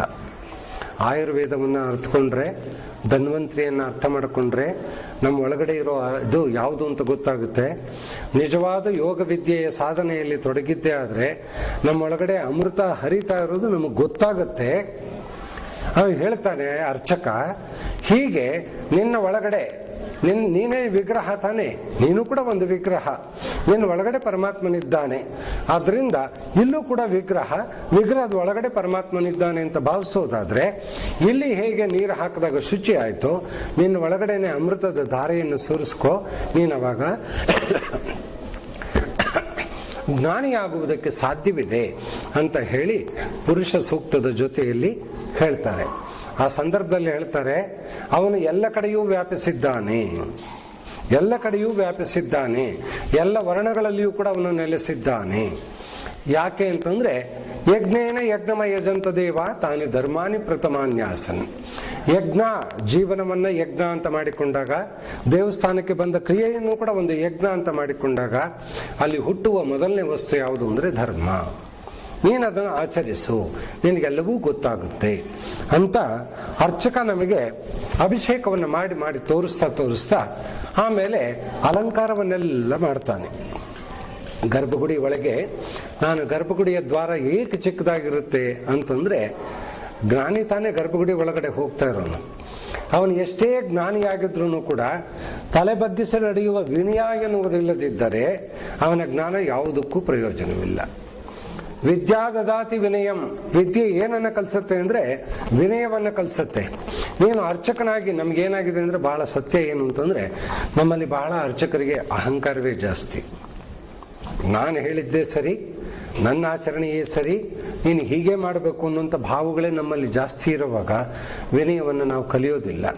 ಅದಕ್ಕೆ ವಿನಯವಂತನಾಗೂ ತಲೆ ತಗ್ಗಿಸಿ ನಡಿ. ಒಳಗಡೆ ಬರಬೇಕಾದ್ರೆ ನಾನು ದೊಡ್ಡವನು, ಜ್ಞಾನ ನಾನೇ ಜ್ಞಾನ, ನನ್ನ ಹತ್ರಕ್ಕೆ ಬರ್ಬೇಕಾದ್ರೆ ನೀನು ವಿನಯವಂತನಾಗಿ ಬಾ ಅಂತ ಒಳಗಡೆ ಕರೆದು ಹೋಗಿ ಅವನು ಆಚರಣೆ ಮಾಡೋದನ್ನು ತೋರಿಸಿದ್ದಾದ್ಮೇಲೆ, ವಸ್ತ್ರಗಳನ್ನೆಲ್ಲ ಹಾಕಿದ್ದಾದ್ಮೇಲೆ ನೋಡಿ, ಬಹಳ ಮುಚ್ಚಿ ಇನ್ನೊಂದು ಮುಂದಿನ ಅಂಗ ಏನು ಅಂತಂದ್ರೆ, ಎಲ್ಲ ಷೋಡಶೋಪಚಾರಗಳು ಸಹಿತವಾಗಿ ಪೂಜೆ ಎನ್ನುವುದು ನಡೆದೋಗುತ್ತೆ. ಅಲಂಕಾರ ನೀವು ಹೇಗೆ ವಿಗ್ರಹ ಹೇಗಿರುತ್ತೋ ಹಾಗೆ ಅಲಂಕಾರವನ್ನ ಮಾಡ್ತೇವೆ ನಾವು. ಆ ನಂತರ ಬಹಳ ಮುಖ್ಯವಾಗಿ ಒಂದೇನು ಅಂತಂದ್ರೆ ನೈವೇದ್ಯವನ್ನು ಮಾಡುವುದು. ನೈವೇದ್ಯ ಆದಮೇಲೆ ತಾನೇ ಮಂಗಳಾರತಿ. ನೈವೇದ್ಯವನ್ನು ಮಾಡುವುದು. ಏನು ನೈವೇದ್ಯ ಅಂತಂದ್ರೆ ನಮ್ಮ ಶಕ್ತಿ ಇರುವ ಯಾವ ವಸ್ತುವನ್ನ ನಾವು ನಿವೇದನೆ ಮಾಡಿಕೊಳ್ಳುತ್ತೇವೋ ದೇವರ ಮುಂದೆ ಇಟ್ಟು, ನನಗೆ ಒಂದಿಷ್ಟೇ ಇಷ್ಟು ಸಕ್ಕರೆ ಶಕ್ತಿ ಇದೆ, ನನಗೊಂದು ತೆಂಗಿನಕಾಯಿ ಶಕ್ತಿ ಇದೆ, ಇಲ್ಲ ನನಗೆ ಹೋಳಿಗೆ ಮಂಡಿಗೆ ಎಲ್ಲವನ್ನೂ ಮಾಡಿ ಬಡಿಸೋವಂಥ ಶಕ್ತಿ ಇದೆ, ಅದು ನನ್ನ ಶಕ್ತಿ, ಅದರಿಂದ ಅದನ್ನು ನಿನ್ನ ಮುಂದೆ ನಿವೇದನೆ ಮಾಡಿಕೊಳ್ತಾ ಇದ್ದೀನಿ. ಯಾವುದನ್ನು ನಿವೇದನೆ ಮಾಡಿಕೊಂಡಿದ್ದೇವೋ ಅದು ನೈವೇದ್ಯ ಅಂತ ಕರೀತಾರೆ. ನಿವೇದನೆ ಮಾಡಿಕೊಂಡದ್ದು ನೈವೇದ್ಯ, ಅವನ ಮುಂದೆ ಅದನ್ನು ಇಡ್ತೀವಿ. ಈಗ ಬಹಳಷ್ಟು ಕಡೆ ಪೂರ್ಣ ಫಲ ಅಂತ ಕರೆಯುವಂಥ ಈ ನಾರಿಕೇಳ ತೆಂಗಿನಕಾಯಿಯನ್ನ ಒಡೆಯೋದೇ ಬಹಳಷ್ಟು ಅಭ್ಯಾಸ. ತೆಂಗಿನಕಾಯಿ ಒಡೆಯೋದೇನೆ ಬಹಳ ಶ್ರೇಷ್ಠ ಅಂತ ತಿಳ್ಕೊಂಡಿದ್ದೀವಿ. ಯಾಕೆ? ಏನು ಆ ತೆಂಗಿನಕಾಯಿನ ಅಲ್ಲಿ ಗುಡಿಯಲ್ಲಿ ಒಳಗೆ ಒಡೆದು ಪಟ್ಟಂತ ಅನಿಸಿ ಅಲ್ಲಿರೋ ಅದು ಎಳ್ನೀರೆಲ್ಲ ಕೆಳಗಡೆ ಸುರಿದು ಅಲ್ಲೆಲ್ಲ ಗಲೀಜಾದ್ರೂ ಚೆನ್ನಾನೋ, ಅಥವಾ ಒಂದಿಷ್ಟು ಸಕ್ಕರೆ ಇಟ್ಟರು ಕೂಡ ದೇವರು ಸ್ವೀಕಾರ ಮಾಡ್ತಾನೆ ಅಂದಾಗ ಸಕ್ಕರೆ ಇಟ್ಟರು ಪರವಾಗಿಲ್ವೋ ಅಂತಂದಾಗ, ಇಲ್ಲೂ ಕೂಡ ಏನು ಅಂತಂದ್ರೆ ತಾತ್ವಿಕವಾದ ಅರ್ಥವನ್ನ ತಿಳಿದುಕೊಳ್ಳಬೇಕು. ಇಷ್ಟೊತ್ತು ಹೇಳಿದ್ದಾಯ್ತು, ನಿನ್ನ ಶುಚಿ ಮಾಡ್ಕೋ, ಅಮೃತದ ಧಾರೆ ಹರಿತಾ ಇದೆ ಅನ್ನೋದನ್ನ ಅರ್ಥ ಮಾಡ್ಕೋ ಅಂತ ಹೇಳಿದಾಗ, ಹಾಗೇನೆ ಮುಂದಕ್ಕೆ ಹೇಳ್ತಾರೆ, ಕಾಯನ್ನ ಒಡೆದು ಇದನ್ನ ನಿವೇದನೆ ಮಾಡು ನೀನು ಅಂತ ಹೇಳ್ತಾರೆ. ಏನದು ತೆಂಗಿನಕಾಯಿ ಯಾಕೆ ಹೊಡಿಬೇಕು ಕಷ್ಟಪಟ್ಟು ಅಂತಂದ್ರೆ, ನೋಡಿ, ನಮ್ಮ ಇಡೀ ಶರೀರದಲ್ಲಿ ತೆಂಗಿನಕಾಯನ್ನೇ ಹೋಲುವಂತಹ ಇರುವ ಒಂದೇ ಒಂದು ಅಂಗ ಅಂದ್ರೆ ನಮ್ಮ ತಲೆಯ ಬುರುಡೆ. ಅದಕ್ಕೂ 3 ಕಣ್ಣಿದೆ, ಜುಟ್ಟಿದೆ, ಗಡಸಾದಂತ 3 ಚಿಪ್ಪುಗಳಿದೆ, ಒಳಗಡೆ ಬಿಳಿ ಬಣ್ಣದಂತ ಆ ಮೆದುಳಿನ ರೂಪದ ಬಿಳಿ ಬಣ್ಣದ ಕೊಬ್ಬರಿ ಇದೆ. ಅದನ್ನು ಒಡೆದಾಗ ಆ ಹಾಲೇನೋ ಬರುತ್ತಲ್ಲ, ತೆಂಗಿನ ನೀರು ಬರುತ್ತಲ್ಲ, ಅದು ಅಮೃತ ಧಾರಿಯಾಗಿ ಹರಿದು ಬರುತ್ತೆ. ಯಾರೂ ಮುಟ್ಟಿರಲ್ಲ, ಯಾರೂ ಸ್ಪರ್ಶ ಮಾಡಿರಲ್ಲ, ಸ್ವಾದಿಷ್ಟವಾಗಿರುತ್ತೆ. ಅದನ್ನ ಒಡೆಯೋದ್ರ ಮುಖಾಂತರ ಅರ್ಚಕ ನಮಗೆ ಹೇಳುತ್ತಾನೆ, ಎಲ್ಲಿಯವರೆಗೆ ನಿನ್ನ ಲಿಂಗದೇಹ ಭಂಗವಾಗುವುದಿಲ್ಲವೋ ಅಲ್ಲಿಯವರೆಗೆ ನಿನಗೆ ನಿವೇದನೆ ಮಾಡಿಕೊಳ್ಳುವುದಕ್ಕೆ ಸಾಧ್ಯವಿಲ್ಲ. ಏನಪ್ಪ ಇದು ಲಿಂಗದೇಹ ಭಂಗವಾಗುವುದು ಅಂತಂದ್ರೆ, ನಿನ್ನ ಶರೀರ ಹೋಗ್ಬಿಡ್ಬೇಕಾ ಅಂತಂದ್ರೆ, ಆ 3 ಚಿಪ್ಪುಗಳಿಂದ ಕೂಡಿರುವಂತ 3 ಕಣ್ಣಿಂದ ಈ ಜುಟ್ಟಿನಿಂದ ಕೂಡಿರುವಂತ ತೆಂಗಿನಕಾಯಿನ ಒಡೆದಾಗ ನಿನ್ನ ಲಿಂಗದೇಹ ಭಂಗವಾಗಬೇಕು. ನಮಗೆ ದೇಹ ಅಂದ್ರೆ ಇದೆಲ್ಲ ದೇಹ ಅಂತ ಕರೆಯೋದಿಲ್ಲ, ಇದನ್ನ ಪ್ರಧಾನವಾಗಿ ಕರೆದಿದ್ದಾರೆ, ಯಾಕೆಂದ್ರೆ ಅಲ್ಲಿ ಒಳಗಡೆ ಪರಮಾತ್ಮನಿದ್ದಾನೆ. ಇದು ಭಂಗವಾಗಬೇಕು ಅಂದ್ರೆ ಅರ್ಥ ಏನು? ನಿನಗೆ ಶರೀರದ ಮೇಲಿನುವುದು ಹೋದಾಗ, ನೋಡಿ, ದೇಹೋ ದೇವಾಲಯ ಪ್ರೋಕ್ತ ಅಂತ ಅಂದುಬಿಟ್ಟ, ಆದ್ರೆ ದೇಹದ ಮೇಲಿನ ಮೋಹ ಕಳ್ಕೊ ಅಂತ ಇಲ್ಲಿ ಹೇಳ್ತಾ ಇದ್ದಾನೆ. ನಿನಗೆ ಆ ಮೋಹ ಎನ್ನುವುದು ಹೋದಾಗ, ನೀನು ಆ ಅಮೃತವನ್ನ, ನಿನಗೆ ಯಾರು ಅಮೃತ ಕೊಟ್ಟರೋ ಆ ಅಮೃತವನ್ನ ಪರಮಾತ್ಮನಿಗೆ ಸಮರ್ಪಣೆ ನಿವೇದನೆ ಮಾಡಿಕೊಂಡಾಗ ಆಗ ನೈವೇದ್ಯ ಅನ್ನುವುದು ಸಾರ್ಥಕವಾಗುತ್ತೆ. ಅಂದ್ರೆ ಇಲ್ಲಿ ಆತ್ಮಸಮರ್ಪಣಾ ಭಾವವನ್ನು ತೋರಿಸುವುದಕ್ಕೆ ನಾರಿಕೇಳವನ್ನು ಪ್ರಧಾನವಾಗಿ ಬಳಸ್ಕೊಂಡಿದ್ದಾರೆ. ಹಾಗೆ ಅದನ್ನ ಆ ಅಂಗ ಬಿಟ್ಟರೆ ಬೇರೆ ಇನ್ಯಾವುದೂ ಇಲ್ಲ ಅದನ್ನು ಹೋಲುವಂತ ಅಂಗ. ಹಾಗೆ ಅದನ್ನ ನಾವು ಕಾಯಿ ಹೊಡೆದು ಅವನು ನಮಗೆ ಹೇಳ್ತಾ ಇದ್ದಾನೆ, ಹೊರಗಡೆ ಇರುವಂತ ನಮಗೆ ಹೇಳ್ತಾ ಇದ್ದಾನೆ, ನೀನು ಕೂಡ ಇದನ್ನ ನಿವೇದನೆ ಮಾಡ್ಕೋ, ನಿನ್ನ ಆತ್ಮದ ಉದ್ಧಾರ ಸಾಧ್ಯವಿದೆ ಅಂತ ಹೇಳಿದ್ದ ಆದಮೇಲೆ ನೈವೇದ್ಯ ಮಾಡಿದ್ದಾಯ್ತು. ನೋಡಿ, ನಿವೇದನೆಯನ್ನು ಮಾಡಿಕೊಂಡದ್ದು ನೈವೇದ್ಯ. ಅದನ್ನ ಅಲ್ಲಿಟ್ಟಾಗ ಪರಮಾತ್ಮ ಊಟ ಮಾಡ್ತಾ ಇದ್ದಾನೆ ಅಂತ ತಿಳ್ಕೊಂಡಾಗ ಅವನ ಕೃಪಾದೃಷ್ಟಿ ಅದರ ಮೇಲೆ ಬೀಳುತ್ತೆ. ಆ ಪರಮಾತ್ಮನ ಕೃಪಾದೃಷ್ಟಿ ನಿಮ್ಮ ಭಕ್ತಿಯ ಆಧಾರದ ಮೇಲೆ, ಭಕ್ತಿಯ ಪ್ರಮಾಣದ ಆಧಾರದ ಮೇಲೆ ಆ ಪರಮಾತ್ಮನ ಕೃಪಾದೃಷ್ಟಿ ಅದು ಬೀಳುತ್ತೆ. ಇಟ್ಟದ್ದು ನೈವೇದ್ಯ, ಕೃಪಾದೃಷ್ಟಿ ಬಂದದ್ದು, ಅದರ ಮೇಲೆ ಬಿದ್ದದ್ದು ಪ್ರಸಾದ. ಆ ಪ್ರಸಾದದಲ್ಲಿ ಮಲ ಎನ್ನುವುದು ಇಲ್ಲ, ನಿರ್ಮಲವೇ ಆಗಿರುತ್ತೆ.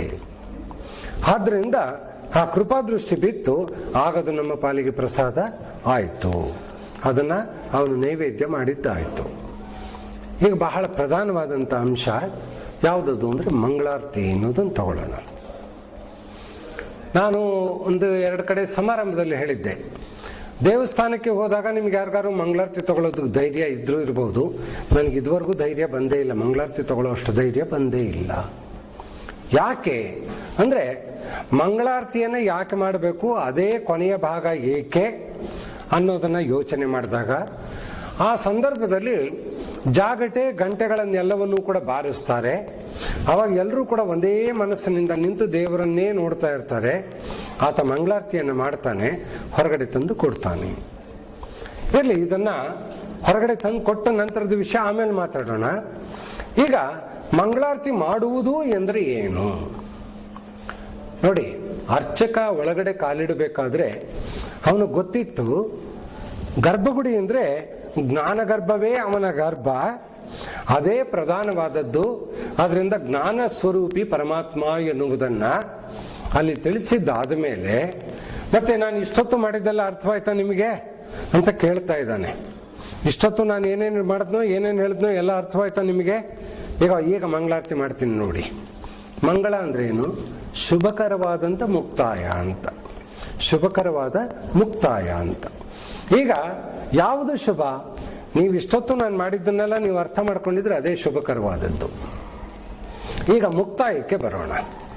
ಮುಕ್ತಾಯ ಹೇಗೆ ಅಂತಂದ್ರೆ, ಯಾವ ಜ್ಞಾನ ಸ್ವರೂಪಿಯಾದ ಪರಮಾತ್ಮನನ್ನ ಅರ್ಥ ಮಾಡಿಕೊಳ್ಳುವುದಕ್ಕೆ ಜ್ಞಾನವೊಂದೇ ಮಾರ್ಗವೋ, ಜ್ಯೋತಿಯೊಂದೇ ಮಾರ್ಗವೋ, ಆ ಜ್ಯೋತಿಯನ್ನ ಹಚ್ಕೊಳ್ತಾನೆ.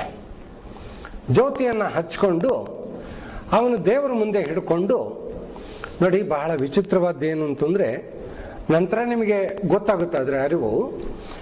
ಈಗ ಮಂಗಳಾರತಿ ಯಾರಾದ್ರೂ ಮಾಡ್ತಾರೆ ಅಂತಂದ್ರೆ ಒಬ್ಬೊಬ್ಬರದು ಒಂದೊಂದು ಸ್ಟೈಲು. ರೌಂಡ್ಗೆ ಕಂಪ್ಲೀಟು 360 ಡಿಗ್ರಿ ಸುತ್ತೋರು ಕೆಲವರು, ಇನ್ನು ಕೆಲವರು ಹೀಗೆ ಮಾಡಿ ಮತ್ತಿನ್ನೇನೋ ಮಾಡಿ ಹೀಗಂದು ಮಂಗಳಾರತಿ ಮಾಡೋರು ಇನ್ನೂ ಕೆಲವರು.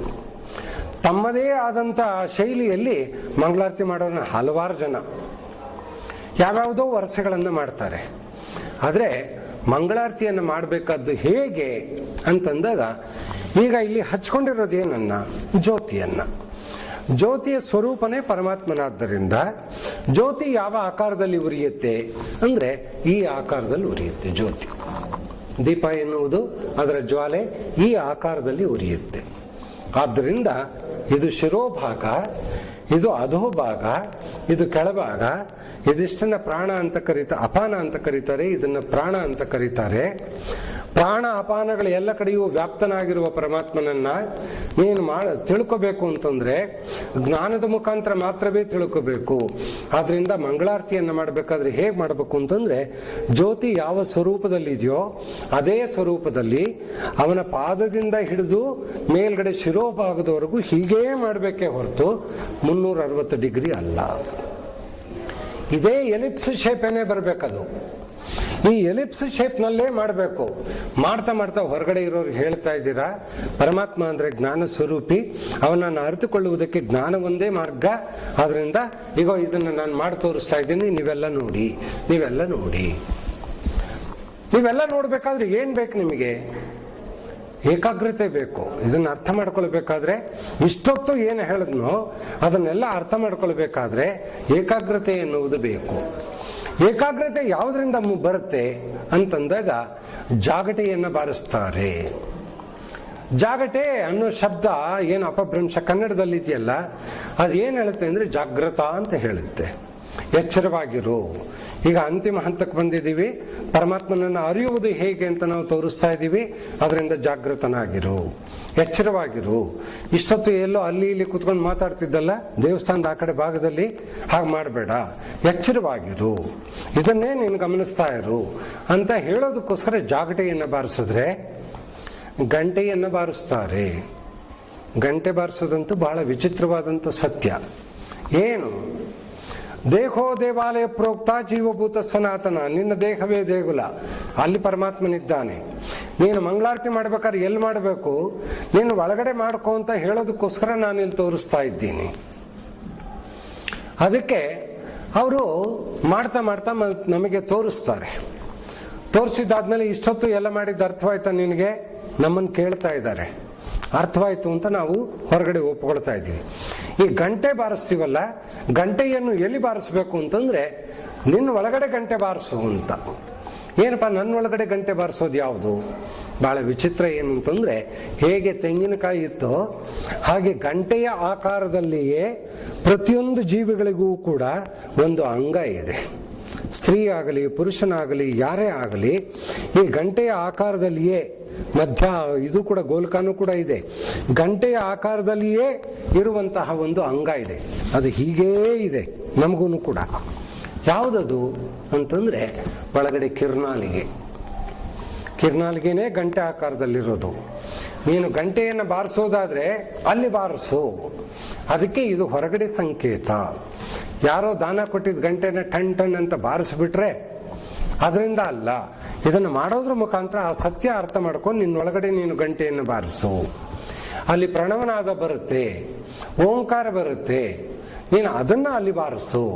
ಹಾಗೆ ಬಾರಿಸಿದಾಗ ಏಕಾಗ್ರತೆ ಅನ್ನೋದು ನಿನಗೆ ದೇವರ ಮೇಲೆ ಇರುತ್ತೆ.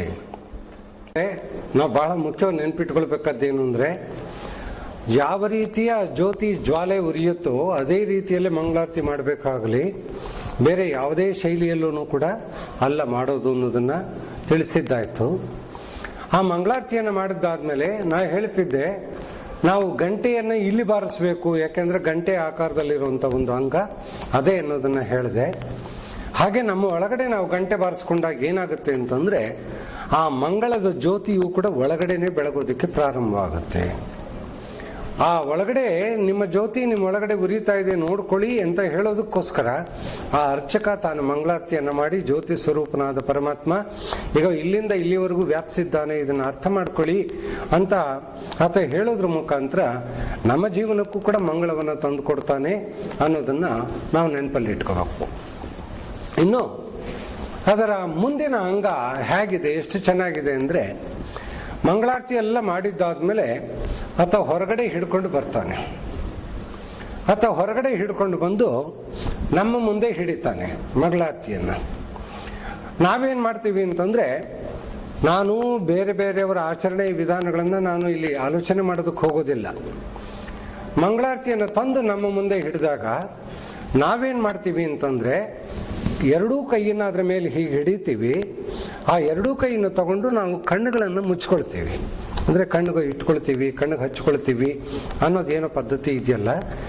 ಅವನು ತಂದು ಹಿಡಿದಾಗ ಎರಡೂ ಕೈಗಳನ್ನ ಅದರಿಂದ ತಗೊಂಡು ಎರಡೂ ಕಣ್ಣುಗಳನ್ನು ಮುಚ್ಕೊಳ್ತೀವಿ. ಏನಿದ್ರ ಅರ್ಥ? ನಮ್ಮ ಮುಂದೆ ಅವನ ಯಾಕೆ ತಂದು ಹಿಡ್ದ, ನಾವ್ ಯಾಕೆ ಇದನ್ನು ತಗೊಂಡ್ವಿ ಹೀಗೆ ಅಂತಂದ್ರೆ, ಅದಕ್ಕೆ ನಾನು ಆಗ್ಲೇ ಹೇಳಿದ್ದು, ಮಂಗಳಾರತಿ ತಗೊಳ್ಳೋಷ್ಟು ಧೈರ್ಯ ನನಗಂತೂ ಬಂದಿಲ್ಲ ಜೀವನದಲ್ಲಿ. ನನಗೆ ಆ ಧೈರ್ಯ ಬರೋದು ಇಲ್ಲ. ಯಾಕೆ ಅಂತಂದ್ರೆ, ಅವನು ಇಷ್ಟೊತ್ತು ಅರ್ಚಕ ಏನು ದೇವಸ್ಥಾನದಲ್ಲಿ ಮಾಡಿದ್ನೋ ಅವನು ಇವಾಗ ಹೇಳ್ತಾ ಇದ್ದಾನೆ, ನಾನು ಇಷ್ಟೊತ್ತು ಹೇಳಿದ್ದೆಲ್ಲ ಅರ್ಥವಾಯ್ತಾ ನಿಮಗೆ ಅಂತ ನನ್ನ ಮುಂದೆ ಹಿಡಿತಾನು. ನಾವೇನ್ ಮಾಡ್ತೀವಿ ಅಂತಂದ್ರೆ, ನೀ ಹೇಳಿದ್ದೆಲ್ಲ ಅರ್ಥವಾಯ್ತು, ನಾನು ನಿನ್ ಮೇಲೆ ಆಚರಣೆ ಮಾಡ್ತೀನಿ ಅಂತ ಪ್ರಮಾಣ ಮಾಡ್ತೀನಿ ಅಂತ ಕೈ ಹಿಡಿತಾನೆ. ನಾವು ಕೈ ಹೀಗೆ ಹಿಡಿಯೋದು ಯಾವಾಗ್ಲೂ ಕೂಡ ಪ್ರಮಾಣ ಮಾಡಬೇಕಾದ್ರೆ ಮಾತ್ರನೇ. ದೇವರ ಮುಂದೆ ನಿಂತು ಆ ಜ್ಞಾನಿಯಾದಂಥವನು ಹೇಳಿದ ಮಾತುಗಳು ಎಲ್ಲವೂ ನನಗೆ ಅರ್ಥವಾಗಿದೆ ಅಂತಂದ್ಬಿಟ್ಟು ನಾವೇನೋ ಪ್ರಮಾಣಕ್ಕೆ ಈ ಕೈಯನ್ನು ಹಿಡಿತೀವಲ್ಲ, ಹಿಡಿದು ಕಣ್ಣಿಗೆ ಯಾಕೆ ಇಟ್ಕೊಳ್ತೀವಿ, ಕಣ್ಣನ್ನು ಮುಚ್ಕೊಳ್ತೀವಿ ಅಂತಂದ್ರೆ, ಅಪ್ಪ ನೀನು ಇಷ್ಟೊತ್ತು ಹೇಳಿದ್ರಿಂದ ನನಗೊಂದು ಸತ್ಯ ಗೊತ್ತಾಯ್ತು. ಏನು ಅಂತಂದ್ರೆ, ಈ ಹೊರಕಣ್ಣುಗಳಿಂದ ದೇವರನ್ನ ಕಾಣುವುದಕ್ಕೆ ಸಾಧ್ಯವಿಲ್ಲ.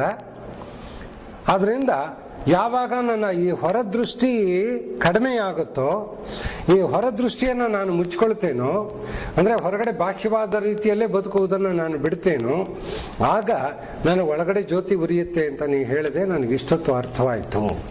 ಇನ್ಮೇಲೆ ಅದೇ ರೀತಿ ಆಚರಣೆ ಮಾಡ್ತೀನಿ ಅಂತಂದ್ಬಿಟ್ಟು ಅದನ್ನ ದೇವರ ಮುಂದೆ ನಿಂತು ಶಪಥ ಮಾಡಿ ನಾವು ಅದನ್ನು ಸ್ವೀಕರಿಸಿದಾಗೆ, ಒಪ್ಪಿಕೊಂಡಾಗೆ.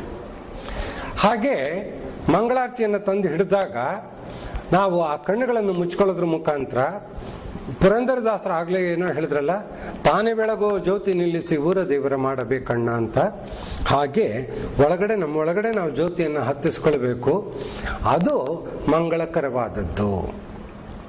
ಕೇವಲ ತುಪ್ಪದ ಬತ್ತಿಯೋ ಅಥವಾ ಕೊಬ್ಬರಿಯಿಂದ ಸುಟ್ಟದ್ದೋ ಕರ್ಪೂರವೋ ಅದು ಮಾತ್ರವೇ ಮಂಗಳಾರತಿ ಅಂತ ಭಾವಿಸ್ಕೊಳ್ದೇನೆ ಒಳಗಡೆ ತಾನೇ ಬೆಳಗುವಂತ ಜ್ಯೋತಿಯನ್ನು ನಿಲ್ಲಿಸ್ಕೊಳ್ಳೋದನ್ನ ನಿಜವಾದ ಮಂಗಳಾರತಿ ಅಂತ ಕರೀತಾರೆ.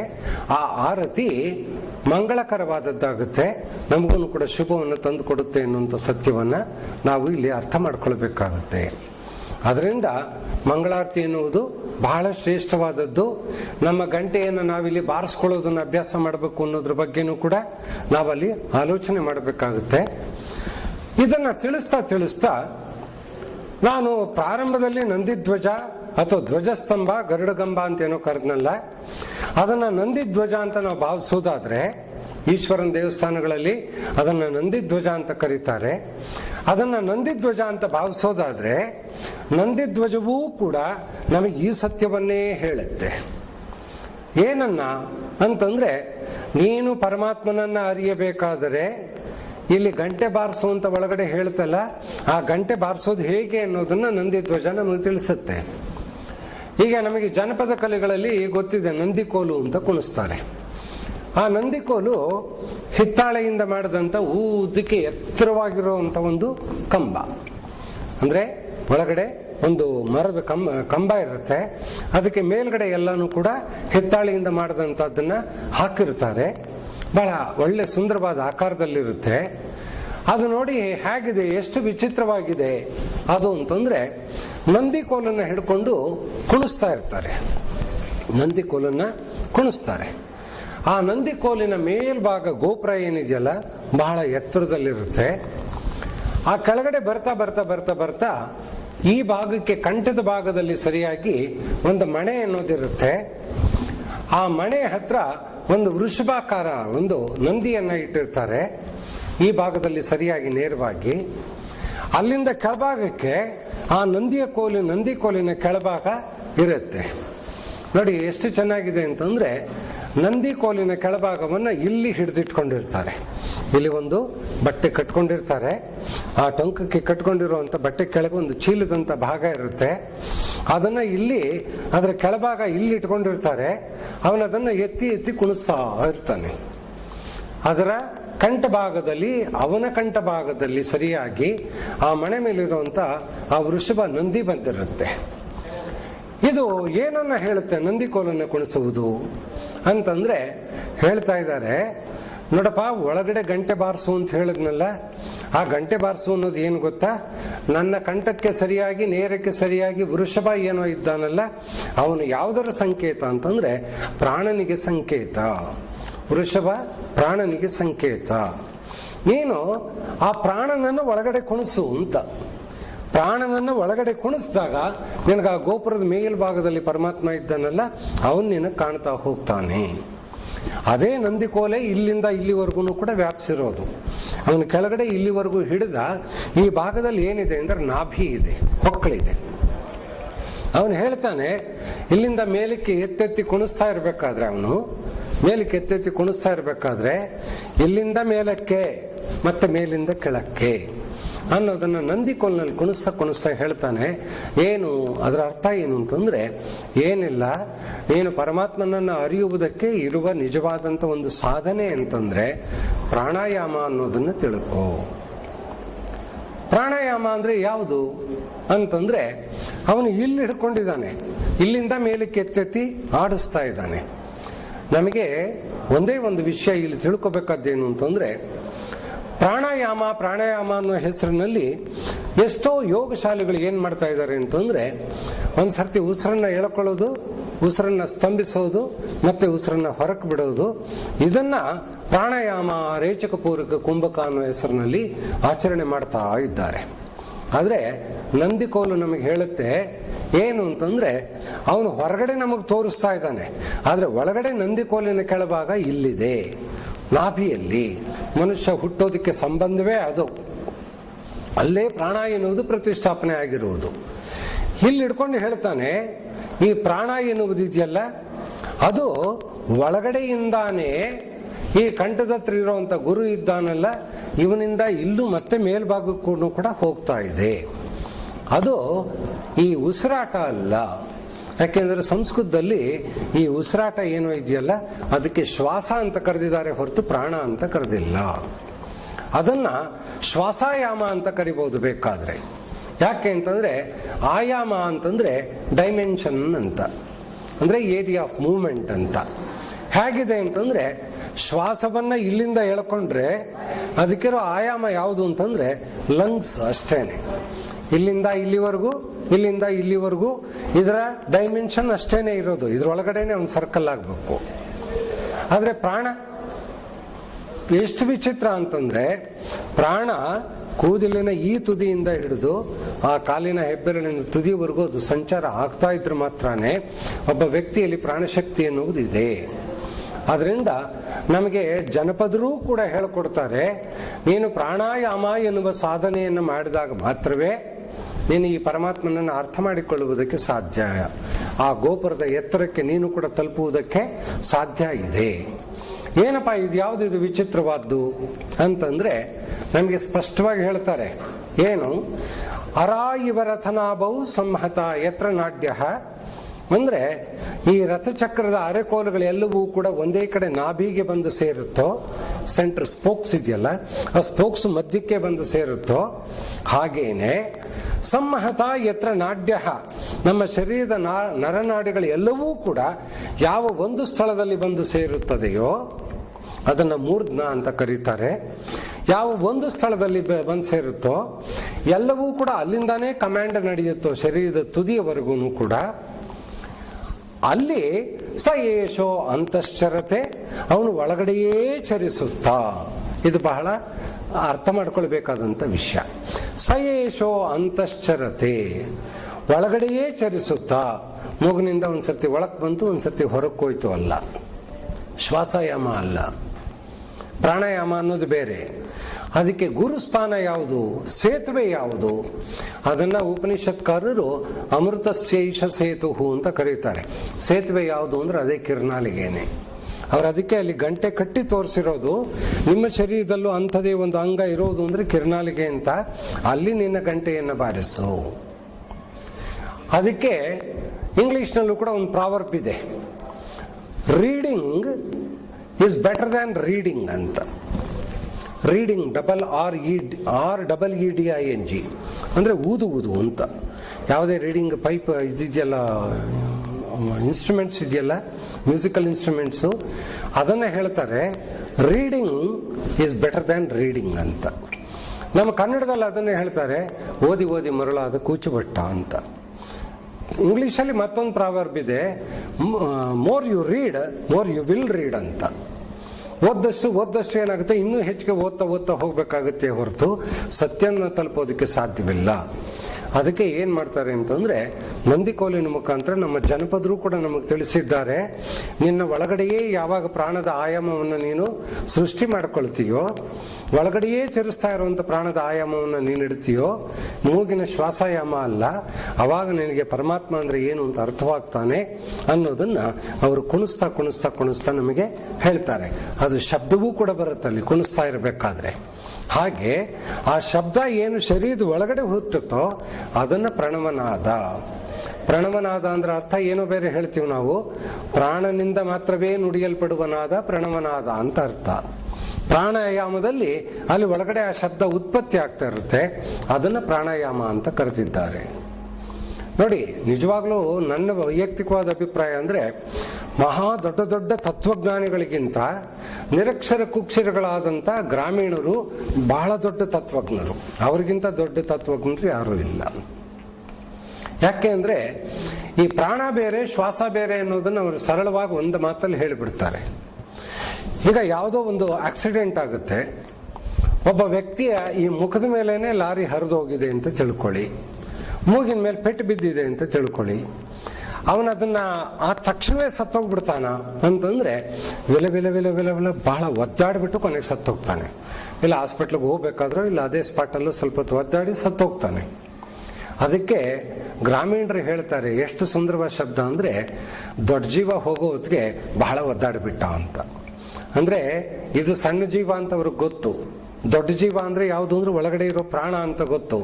ಅವರು ಬಹಳ ಸುಲಭವಾಗಿ ಬೈಫರ್ಕೇಟ್ ಮಾಡ್ತಾರೆ ಈ ಶ್ವಾಸ ಮತ್ತು ಪ್ರಾಣವನ್ನ. ಅವ್ರು ಹೇಳ್ತಾರೆ ದೊಡ್ಡ ಜೀವ ಹೋಗೋದಕ್ಕೆ ಬಹಳ ವಿಲವಿಲ ಒದ್ದಾಡಿಬಿಟ್ಟ ಅಂತ. ಯಾಕೆ ಅಂತಂದ್ರೆ ಅದು ಸತ್ಯ ಅವ್ರಿಗೆ ಮಾತ್ರ ಗೋಚರವಾಗಿದೆ. ಆ ಗೋಚರವಾದಂಥ ಸತ್ಯವನ್ನ ನಾವು ಮತ್ತೆ ಏನೋ ಮಾಡಿ ಮುಚ್ಚಿಟ್ಕೊಂಡು ಪಾಲಿಶ್ಡ್ ಲ್ಯಾಂಗ್ವೇಜ್ ಅಲ್ಲಿ ಬದಲಾಯಿಸ್ತಾ ಬರ್ತಾ ಇದ್ದೀವಿ. ಅದಕ್ಕೆ ಪರಮಾತ್ಮ ಭಗವದ್ಗೀತೆಯಲ್ಲಿ ಹೇಳಿದ್ದಾನೆ, ಸರ್ವದ್ವಾರಾಣಿ ಸಂಯಮ್ಯ ಮನೋಹೃದಿ ನಿರುದ್ಯ ಚ ಮೂರ್ಧ್ನತಾಯಾತ್ಮನ ಪ್ರಾಣಮಾಸ್ಥಿತೋ ಯೋಗಧಾರಣಂ.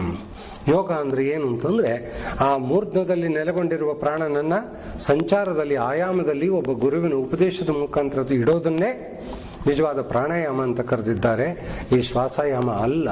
ಅದಕ್ಕೆ ಅಲ್ಲಿ ಗಂಟೆಯನ್ನು ಬಾರಿಸ್ತಾ ಇಲ್ಲಿರೋ ಗಂಟೆಯನ್ನು ನಮಗೆ ತೋರಿಸ್ಕೊಟ್ಟಿದ್ದಾರೆ. ಇದು ದೇವಾಲಯದಲ್ಲಿ ಗಂಟೆಗಳ ಒಂದು ವೈಶಿಷ್ಟ್ಯ. ಯಾರೋ ಒಬ್ಬ ಹಿತ್ತಾಳಿ ಗಂಟೆ ದಾನ ಕೊಡಿಸ್ಬಿಟ್ಟ ಅಂದ ತಕ್ಷಣವೇ ನಮ್ಮಲ್ಲಿ ಕೆಲವರು ವಾದ, 3 ಸರ್ತಿ ಬಾರಿಸ್ಬೇಕು, 2 ಸರ್ತಿ ಬಾರಿಸ್ಬೇಕು, 5 ಸರ್ತಿ ಬಾರಿಸ್ಬೇಕು, ಏನೇನೋ ಒಂದು ಕಲ್ಪನೆಗಳನ್ನು ನಾವು ಇಟ್ಕೊಳ್ತೀವಿ. ಅರ್ಥ ಮಾತ್ರ ತಾತ್ವಿಕವಾದಂಥ ಅರ್ಥವನ್ನು ಮಾತ್ರ ನಾವು ಮಾಡೋದಿಲ್ಲ. ಇನ್ನು ಇದರ ಮುಂದಿನ ಒಂದು ಅಂಗಕ್ಕೆ ಬರೋದಾದ್ರೆ, ರಥೋತ್ಸವ ಅಂತ ಮಾಡ್ತಾರೆ ದೇವಸ್ಥಾನಗಳಲ್ಲಿ. ಏನ್ ರಥೋತ್ಸವ?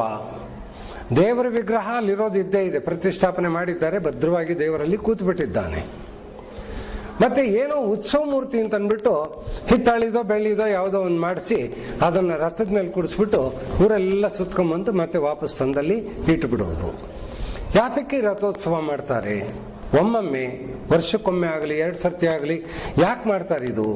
ಈ ರಥೋತ್ಸವದ ಅರ್ಥ ಏನು ಅಂತಂದ್ರೆ ಏನಿಲ್ಲ, ದೇಹವನ್ನ ರಥ ಎಂದು ತಿಳಿದುಕೋ, ಆತ್ಮಾನಂ ರಥಿನಂ ವಿದ್ದಿಹಿ. ಏನು, ಈ ದೇಹವೇ ರಥ, ಇದು ಯಾವಾಗಲೂ ಓಡಾಡ್ತಾ ಇರುತ್ತೆ ತಾನೆ. ಇಲ್ಲಿ ಒಳಗಡೆ ಅವನು ಭದ್ರವಾಗಿ ಸುಮ್ಮನೆ ಕೂತು ಬಿಟ್ಟಿದ್ದಾನೆ, ಆದ್ರೆ ಈ ರಥ ಇದೆಯಲ್ಲ ಅದು ಓಡಾಡ್ತಾನೆ ಇರುತ್ತೆ. ಆ ರಥದ ಮೇಲಿರುವಂತ ದೇವರನ್ನು ಕೂಡ ಸುಮ್ಮನೆ ಕೂತಿರ್ತಾನೆ, ಸ್ಟ್ಯಾಟಿಕ್, ಅವನು ಡೈನಾಮಿಕ್ ಅಲ್ಲ. ಆದ್ರೆ ಆ ರಥ ಮಾತ್ರ ಮುಂದಕ್ಕೆ ಹೋಗ್ತಾ ಇರುತ್ತೆ. ಹಾಗೆ ಇಲ್ಲೂ ಕೂಡ ಅವನು ಸ್ಟ್ಯಾಟಿಕ್. ಆದ್ರೆ ಈ ಶರೀರ ಇದೆಯಲ್ಲ ಇದು ಎಲ್ಲ ಕಡೆಯೂ ಓಡಾಡ್ತಾ ಇರುತ್ತೆ. ನಮಗೆ ರಥೋತ್ಸವದ ಮುಖಾಂತರ ಎಚ್ಚರಿಕೆಯನ್ನು ಕೊಡ್ತಾರೆ, ನಿನ್ನ ಪ್ರತಿನಿತ್ಯದ ಬದುಕು, ನಿನ್ನ ಪ್ರತಿನಿತ್ಯದ ನಡಿಗೆ, ಪ್ರತಿಯೊಂದನ್ನು ಕೂಡ ಅದನ್ನ ದೇವರನ್ನು ಹೊತ್ಕೊಂಡು ತಿರುಗ್ತಾ ಇದ್ದೀನಿ ಅಂತ ತಿಳ್ಕೊ. ನೀನು ಎಲ್ಲೋ ಸುಮ್ಮನೆ ಹೋದೆ, ಸಂಪಾದನೆ ಮಾಡದೆ, ಬಂದೆ, ತಿಂದೆ ಅಂತ ಅಲ್ಲ. ನಿನ್ನ ಜೀವನದ ಒಂದು ನಡಿಗೆಯೂ ಕೂಡ ನೀನು ನಿಲ್ಲುವುದು, ಕೊಡುವುದು, ಮಾತಾಡುವುದು ಪ್ರತಿಯೊಂದೂ ಕೂಡ ಸ್ಥಿತಪ್ರಜ್ಞರ ಲಕ್ಷಣ ಅಂತ ಹೇಗೆ ಭಗವದ್ಗೀತೆ ಹೇಳುತ್ತೋ, ರಥೋತ್ಸವನು ನಮ್ಗೆ ಅದನ್ನೇ ಹೇಳ್ಕೊಡುತ್ತೆ. ಏನಂತ ಅಂದ್ರೆ ಏನಿಲ್ಲ, ನಿನ್ನ ಪ್ರತಿಯೊಂದು ನಡಿಗೆಯೂ ಕೂಡ ರಥದ ಉತ್ಸವ ಆಗಬೇಕು, ದೇವರಿದ್ದಾನೆ ಎನ್ನುವ ಎಚ್ಚರ ಇರಬೇಕು. ಅದಕ್ಕೆ ಏನ್ ಮಾಡ್ತಾರೆ ಅಂತಂದ್ರೆ, ನಾನು ಎಲ್ಲೋ ಮನಸ್ಸನ್ನ ಕೆಟ್ಟ ಮನಸ್ಸು ಮಾಡಿಕೊಂಡು ಎಲ್ಲೋ ಸುತ್ಕೊಂಡು ಎಲ್ಲೋ ತಿರುಗ್ತಾ ಇರೋದಕ್ಕಿಂತ ರಥೋತ್ಸವವನ್ನು ಮಾಡಬೇಕಾದ್ರೆ ಏನ್ ಮಾಡ್ತಾರೆ ಅಂತಂದ್ರೆ, ಆ ಊರಿನ ಬೀದಿ ಬೀದಿಗಳಲ್ಲಿ ಆ ರಥ ಎಲ್ಲೆಲ್ಲಿ ತಿರುಗುತ್ತೋ ಅಲ್ಲೆಲ್ಲನೂ ಕೂಡ ಮೊದಲು ನೀರು ಹಾಕಿ, ರಂಗೋಲಿ ಹಾಕಿ, ಎಲ್ಲ ಶುದ್ಧಿ ಮಾಡಿ ಆ ಜಾಗವನ್ನ, ರಥ ಬರೋ ಜಾಗದಲ್ಲಿ ಅದನ್ನ ನಮಗೆ ಅವಕಾಶ ಮಾಡಿಕೊಡ್ತಾರೆ, ಶುದ್ಧಿ ಮಾಡಿದ ಜಾಗವನ್ನ.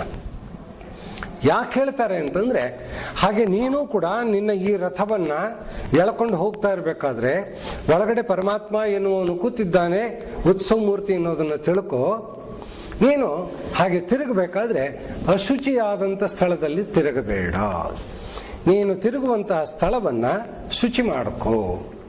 ಸ್ಥಳ ಅಂದ್ರೆ ಯಾವುದು? ಬರೀ ಬೀದಿ ಅಂತಲ್ಲ, ಸಬಾಹ್ಯ ಅಭ್ಯಂತರ ಶುಚಿ. ನಾನು ಆಗ್ಲೇ ಹೇಳ್ಬಿಟ್ಟೆ, ನಿನ್ನ ಮನಸ್ಸನ್ನ ಶುಚಿ ಮಾಡ್ಕೋ, ಪರಮಾತ್ಮನನ್ನ ನೆನೆಸುವುದ್ರ ಮುಖಾಂತರ ಶುಚಿ ಮಾಡ್ಕೋ. ಆಗ ನೀನು ಯಾವ್ಯಾವ ಜಾಗದಲ್ಲಿ ತಿರುಗ್ತೀಯೋ ಆ ತಿರುಗೋ ಎಲ್ಲ ಜಾಗದಲ್ಲಿಯೂ ಕೂಡ ರಥೋತ್ಸವ ನಡೆದಂತೇನೆ. ಆದ್ರಿಂದ ನಿನ್ನ ಬದುಕೂ ಕೂಡ ಒಂದು ರಥೋತ್ಸವನೇ ಆಗೋಗ್ಬಿಡುತ್ತೆ ಅನ್ನೋದನ್ನ ನಮಗೆ ತಿಳಿಸ್ತಾ ಆ ರಥೋತ್ಸವಕ್ಕೂ ಕೂಡ ಒಂದು ವಿಶಿಷ್ಟವಾದಂಥ ಅರ್ಥವನ್ನ ನಮಗಲ್ಲಿ ಕೊಡ್ತಾರೆ. ನಾವು ಇವೆಲ್ಲವನ್ನೂ ಕೂಡ ಅರ್ಥ ಮಾಡಿಕೊಂಡ್ರೆ ಮಾತ್ರವೇ ಪ್ರಾಕಾರ ಆಗಲಿ, ಗೋಪುರವಾಗಲಿ, ನಂದಿಧ್ವಜವಾಗಲಿ ಅಥವಾ ಗರ್ಭಗುಡಿ ಆಗಲಿ ಇವೆಲ್ಲವನ್ನೂ ಕೂಡ ಅರ್ಥ ಮಾಡಿಕೊಂಡ್ರೆ ಮಾತ್ರವೇ ನಾವು ದೇವಸ್ಥಾನಕ್ಕೆ ಹೋಗಿ ಬಂದು ಆ ಸೇವೆಯನ್ನು ಮಾಡಿ ಭಕ್ತಿಯನ್ನು ಅರ್ಪಿಸಿ ನಮ್ಮದನ್ನು ನಿವೇದನೆ ಮಾಡಿಕೊಂಡದ್ದಕ್ಕೆ ಸಾರ್ಥಕವಾಗುತ್ತೆ ಹೊರತು ಇಲ್ಲ ಅಂದ್ರೆ ಆಗೋದೇ ಇಲ್ಲ. ಇಲ್ಲಿ ಎಲ್ಲರೂ ಕೂಡ ಪ್ರಾಧಾನ್ಯತೆಯನ್ನು ಕೊಡುವುದು ಏತಕ್ಕೆ ಅಂತಂದ್ರೆ ಒಂದು ಉತ್ತಮವಾದಂಥ ಒಂದು ಸಾಧನೆಗೆ ಪ್ರಾಧಾನ್ಯತೆಯನ್ನು ಕೊಡ್ತಾರೆ ಹೊರತು ನಾವು ಎಲ್ಲ ವಸ್ತುಗಳ ಮುಖಾಂತರವೂ ಕೂಡ ನಾವು ಅದನ್ನ ಪಡೆಯೋದಕ್ಕೆ ಸಾಧ್ಯವಿದೆ. ಯಾವ ಮನುಷ್ಯ ದೇವಸ್ಥಾನವನ್ನ ಈ ದೃಷ್ಟಿಯಿಂದ ನೋಡಿ ಅರ್ಥ ಮಾಡಿಕೊಂಡು ತನ್ನಲ್ಲೇ ದೇವಸ್ಥಾನವನ್ನು ಸೃಷ್ಟಿ ಮಾಡ್ಕೊಳ್ತಾನೋ ಅವನ ಜಗತ್ತಿನಲ್ಲಿ ಏನೆಲ್ಲವನ್ನು ಕೂಡ ಕಾಣೋದಕ್ಕೆ ಸಾಧ್ಯವಿದೆ. ನೋಡಿ, ಅದಕ್ಕೆ ಒಂದೇ ಒಂದು ಒಳ್ಳೆಯ ಮಾರ್ಗ ಏನು ಅಂತಂದ್ರೆ, ಈ ಅಕಾಡೆಮಿಕ್ ಆಗಿ ನಾವೇನೋ ಅಧ್ಯಯನ ಮಾಡ್ತೀವಲ್ಲ, ನಮಗೇನು ಅಂತಂದ್ರೆ ನಾವು ಯಾವ ಸಬ್ಜೆಕ್ಟ್ ಅನ್ನ ತಗೊಂಡಿರ್ತೀವೋ ಅದು ಸಂಪೂರ್ಣ ಗೊತ್ತು ಅಂತ ಅನ್ನಕ್ಕಾಗತ್ತಾ? ಇಲ್ಲ, ಸ್ವಲ್ಪ ಗೊತ್ತಷ್ಟೇನೆ. ಆದ್ರೆ ಒಂದು ವಸ್ತುವನ್ನು ನೋಡಿದಾಗ ಜ್ಞಾನದ ಎಲ್ಲ ಶಾಖೆಗಳನ್ನು ಕೂಡ ಅರ್ಥ ಮಾಡಿಕೊಳ್ಳುವಂತ ಶಕ್ತಿ ಸಾಮರ್ಥ್ಯ ನಮಗಲ್ಲಿ ಬರಬೇಕು. ನೋಡಿ, ಹೇಗೆ ಅಂದ್ರೆ ಏನು, ವಿಜ್ಞಾನ ಅಂದ್ರೆ ಏನು, ಡೆಫಿನೇಷನ್ ಕೊಡ್ತಾರೆ. ಬರೀ mathematics, physics, biology, botany, zoology, engineering ಇದಿಷ್ಟನ್ನೇ ವಿಜ್ಞಾನ ಅಂತ ತಿಳ್ಕೊಂಡ್ರೆ ಮಹಾ ತಪ್ಪಾಗೋಗ್ಬಿಡುತ್ತೆ. ಸೈನ್ಸ್ ಅನ್ನೋದಕ್ಕೆ ಏನಂತ ಅರ್ಥ ಬಿಡಿಸಿ ಹೇಳ್ತಾರೆ? Systematic study of any branch of knowledge. ಇಲ್ಲಿ ಬಹಳ ಮುಖ್ಯವಾದ ಏನು ಅಂತಂದ್ರೆ ಎನಿ ಬ್ರಾಂಚ್ ಆಫ್ ನಾಲೆಡ್ಜ್, ಜ್ಞಾನದ ಯಾವುದೇ ಶಾಖೆಯನ್ನು ಕೂಡ ಸಕ್ರಮವಾಗಿ ಕ್ರಮಬದ್ಧವಾಗಿ ಅರಿಯುವುದು, ಅಧ್ಯಯನವನ್ನು ಮಾಡಿಕೊಳ್ಳುವುದು ಇದೆಯಲ್ಲ, ಅದನ್ನೇ ಸೈನ್ಸ್ ಅಂತ ಕರೀತಾರೆ. ಇಲ್ಲಿ ಜ್ಞಾನದ ಯಾವುದೇ ಶಾಖೆ ಅಂತಂದ್ರೆ ಬರೀ ಮ್ಯಾಥಮೆಟಿಕ್ಸು, ಫಿಸಿಕ್ಸು, ಸೈನ್ಸು, ಕೆಮಿಸ್ಟ್ರಿ ಇಷ್ಟು ಮಾತ್ರ ಆಗಬೇಕು ಅಂತ ಏನಿಲ್ಲ. ನೀವು ಒಂದು ವಸ್ತುವನ್ನು ತಗೊಂಡ್ರೆ ಎಲ್ಲ ಬ್ರಾಂಚಸ್ ಆಫ್ ನಾಲೆಡ್ಜು ಅದರೊಳಗೆ ಇದ್ದೇ ಇರುತ್ತೆ. ಒಂದು ಉದಾಹರಣೆ ನೋಡೋಣ. ಒಂದು ತೆಂಗಿನ ಮರ ಇದೆ ಅಂತ ತಿಳ್ಕೊಳ್ಳಿ. ನಾವಲ್ಲಿ ಏನಾದ್ರು ಹೋಗಿ ನಿಂತ್ಕೊಂಡಾಗ ನಮಗೆ ಗೊತ್ತಾಗೋದೇನು ಅಂತಂದ್ರೆ, ಮರ ಬೆಳೆದಿದೆ, ಇದರೊಳಗೆ ಏನೇನಿದೆ, ಎಕನಾಮಿಕ್ಸ್ ಇದೆ, ತೆಂಗಿನಕಾಯಿ ಮೇಲೆ ಬೇಕಾದಷ್ಟು ಇದೆ, ಇದೊಂದು ಬಾಟ್ನಿಗೆ ಸಂಬಂಧಪಟ್ಟಿದ್ದು, ಸೊ ಇದು ಬಯಾಲಜಿಗೂ ಸೇರಿದ್ದು, ಮತ್ತೆ ಇದರೊಳಗೆ ಏನೇನೋ ನಮಗೆ ಗೊತ್ತಿರೋಷ್ಟು ಹೇಳ್ಬಿಡ್ತೀವಿ. ಆದರೆ ನಿಜ ಹೇಳಬೇಕು ಅಂತಂದ್ರೆ, ಒಂದು ತೆಂಗಿನ ಮರವನ್ನಾಗಲಿ ಯಾವುದೇ ಒಂದು ಮರವನ್ನಾಗಲಿ ನೋಡಿದಾಗ ಅದರಲ್ಲಿ ನಿಮಗೆ ಕನಿಷ್ಠ ಅಂತಂದ್ರೆ 1,000 ಬ್ರಾಂಚಸ್ ಆಫ್ ನಾಲೆಡ್ಜ್ ಇದೆ ಅದರೊಳಗೆ. ಫಿಸಿಕ್ಸ್ ಬೇಕಾ? ಫಿಸಿಕ್ಸ್ ಇದೆ. ಎಲೆಕ್ಟ್ರಿಸಿಟಿ ಬೇಕಾ? ತೆಂಗಿನ ಮರದಲ್ಲಿ ಎಲೆಕ್ಟ್ರಿಸಿಟಿ ಇದೆ. ಬಯೋಫಿಸಿಕ್ಸ್ ಬೇಕಾ? ಬಯೋಫಿಸಿಕ್ಸ್ ಇದೆ. ಕೆಮಿಸ್ಟ್ರಿ ಬೇಕಾ? ಇದೆ. ಇಂಜಿನಿಯರಿಂಗ್ ಯಾವ್ದಾದ್ರು ಟಾಪಿಕ್ ಬೇಕಾ? ಅದರೊಳಗೆ ಅದೂ ಕೂಡ ಇದೆ. ನ್ಯೂಟನ್ ಲಾ ಆಫ್ ಮೋಷನ್ ಬೇಕಾ? ಅದರೊಳಗಿದೆ. ಏನೇನು ಬೇಕು, ಸಾಯಿಲ್ ಕನ್ಸರ್ವೇಷನ್, ಅಗ್ರಿಕಲ್ಚರಲ್ ಸೈನ್ಸು, ನೀವು ಏನು ತಗೊಳ್ತಿರೋ ಎಲ್ಲ ಇದೆ. ಅದರಿಂದ ಒಂದು ವೃಕ್ಷವನ್ನು ನೋಡಿದಾಗ ಅದರೊಳಗೆ ಇರಬಹುದಾದಂಥ ಕನಿಷ್ಠ 1,000 ಬ್ರಾಂಚಸ್ ಆಫ್ ನಾಲೆಡ್ಜ್ ನಮ್ಮ ಅರಿವಿಗೆ ಬರಬೇಕು. ನೀವೇನೋ ಬಹಳ ಸುಲಭವಾಗಿ ಹೇಳ್ತೀರಾ, ಹ್ಯಾಕ್ ಬರಕ್ಕೆ ಸಾಧ್ಯ ಇದೆ ಅಂತ ಅನ್ನೋದೊಂದು ಪ್ರಶ್ನೆ ಕೇಳೋದಾದ್ರೆ ನೋಡಿ, ಬಹಳ ಸುಲಭವಾಗಿದೆ. ನನಗೆ 10 ಜನ ಸ್ನೇಹಿತರಿದ್ದಾರೆ. ಒಬ್ಬ ಮ್ಯಾಥಮೆಟಿಕ್ಸ್ ಪ್ರೊಫೆಸರು, ಒಬ್ಬ ಫಿಸಿಕ್ಸ್ ಪ್ರೊಫೆಸರು, ಒಬ್ಬ ಕಾಮರ್ಸ್ ಅಲ್ಲಿ ಪ್ರೊಫೆಸರು, ಒಬ್ಬ ಇನ್ನೊಂದು ಎಕನಾಮಿಕ್ಸ್ ಅಲ್ಲಿ, ಇನ್ನೊಬ್ಬ ಲಿಟರೇಚರ್ ಅಲ್ಲಿ, ಹೀಗೆ 10 ಜನ ಸ್ನೇಹಿತರಿದ್ದಾರೆ ಅಂತ ತಿಳ್ಕೊಳ್ಳೋಣ. ಎಲ್ಲರೂ PhD ಮಾಡಿದ್ದಾರೆ, ಡಾಕ್ಟರೇಟ್ಸು. ಅವ್ರು ನನ್ನ ಸ್ನೇಹಿತರು. ನಾನು ಏನಪ್ಪಾ ನೀನು ತಿಳ್ಕೊಂಡಿರೋದು ನನಗೊಂದಿಷ್ಟು ಹೇಳಪ್ಪ ಅಂತಂದ್ರೆ, ಅವನು ತಿಳ್ಕೊಂಡಿರೋದು ಲಿಮಿಟೆಡ್, ಅದರೊಳಗೆ ಅವನು ನನಗೆ ತಿಳಿಸೋದು ಇನ್ನೂ ಲಿಮಿಟೆಡ್, ಆ ತಿಳಿಸಿದ್ದನ್ನು ನಾನು ಅರ್ಥ ಮಾಡ್ಕೊಳ್ಳೋದು ಇನ್ನೂ ಲಿಮಿಟೆಡ್. ಈಗ 10 ಜನ ನನಗೆ ಇಷ್ಟಿಷ್ಟು ಜ್ಞಾನವನ್ನು ಕೊಟ್ಟಿದ್ದಾರೆ. Mathematics, physics, chemistry, biology, botany, biophysics ಎಲ್ಲಾನು ಸೇರಿ 10 ಜನ ನನಗೆ ಕೊಟ್ಟಿದ್ದಾರೆ. ಅವರಿಂದ ಸ್ವಲ್ಪ ಜ್ಞಾನ ನನಗೆ ಬಂತು. ಆದರೆ ನನ್ನ ಮೂಲ ಪ್ರಶ್ನೆ ಎಲ್ಲಿ ಬರುತ್ತೆ ಅಂತಂದ್ರೆ, ಈ ಎಲ್ಲರಿಗೂ ಕೂಡ ಬೇರೆ ಬೇರೆ ಜ್ಞಾನವನ್ನು ಕೊಟ್ಟಂತವನನ್ನ ಪರಿಚಯ ಮಾಡಿಕೊಂಡ್ರೆ, ಅವನನ್ನೇ ಪರಿಚಯ ಮಾಡ್ಕೊಂಡ್ಬಿಟ್ರೆ, ಈ 10 ಜನರಿಂದ ನನಗೆ ಲಾಭ ಆಯಿತು. ಆದರೆ ಈ 10 ಜನಕ್ಕೂ 10 ವಿಧವಾದಂಥ ಜ್ಞಾನವನ್ನ ವಿಜ್ಞಾನವನ್ನ ಕೊಟ್ಟವನನ್ನ ಪರಿಚಯ ಮಾಡಿಕೊಂಡ್ರೆ, ಸ್ಪಾಂಟೇನಿಯಸ್ ಆಗಿ ಯಾವ ಗಳಿಗೆಯಲ್ಲಿ ಯಾವ ಬೇಕೋ ಅದನ್ನ ಅವನ ತಕ್ಷಣವೇ ನಮಗೆ ಕರುಣಿಸ್ತಾನೆ, ನಮಗೇ ಗೊತ್ತಾಗದಂತೆ ಕರುಣಿಸಿಬಿಡ್ತಾನೆ. ಅದರಿಂದ ನಮಗೇನು ಅಂತಂದ್ರೆ, ಯಾವುದೇ ಒಂದು ವಸ್ತುವನ್ನು ನೋಡಿದಾಗ ಅದರ ಡೆಪ್ತ್ಗೂ ಹೋಗೋದನ್ನ ನಾವು ಅಭ್ಯಾಸ ಮಾಡಬೇಕೆ ಹೊರತು ಬರೀ ಮೇಲ್ಪದ್ರ ಮಾತ್ರ ನೋಡಿಕೊಂಡ್ರೆ ಅಥವಾ ನಾವು ಅಧ್ಯಯನ ಮಾಡಿರೋ ಅಷ್ಟೇ ವಿಷಯವನ್ನು ಮಾತ್ರ ನೋಡಿಕೊಂಡ್ರೆ ಯಾವತ್ತೂ ಕೂಡ ಸಾಧ್ಯ ಆಗೋದಿಲ್ಲ.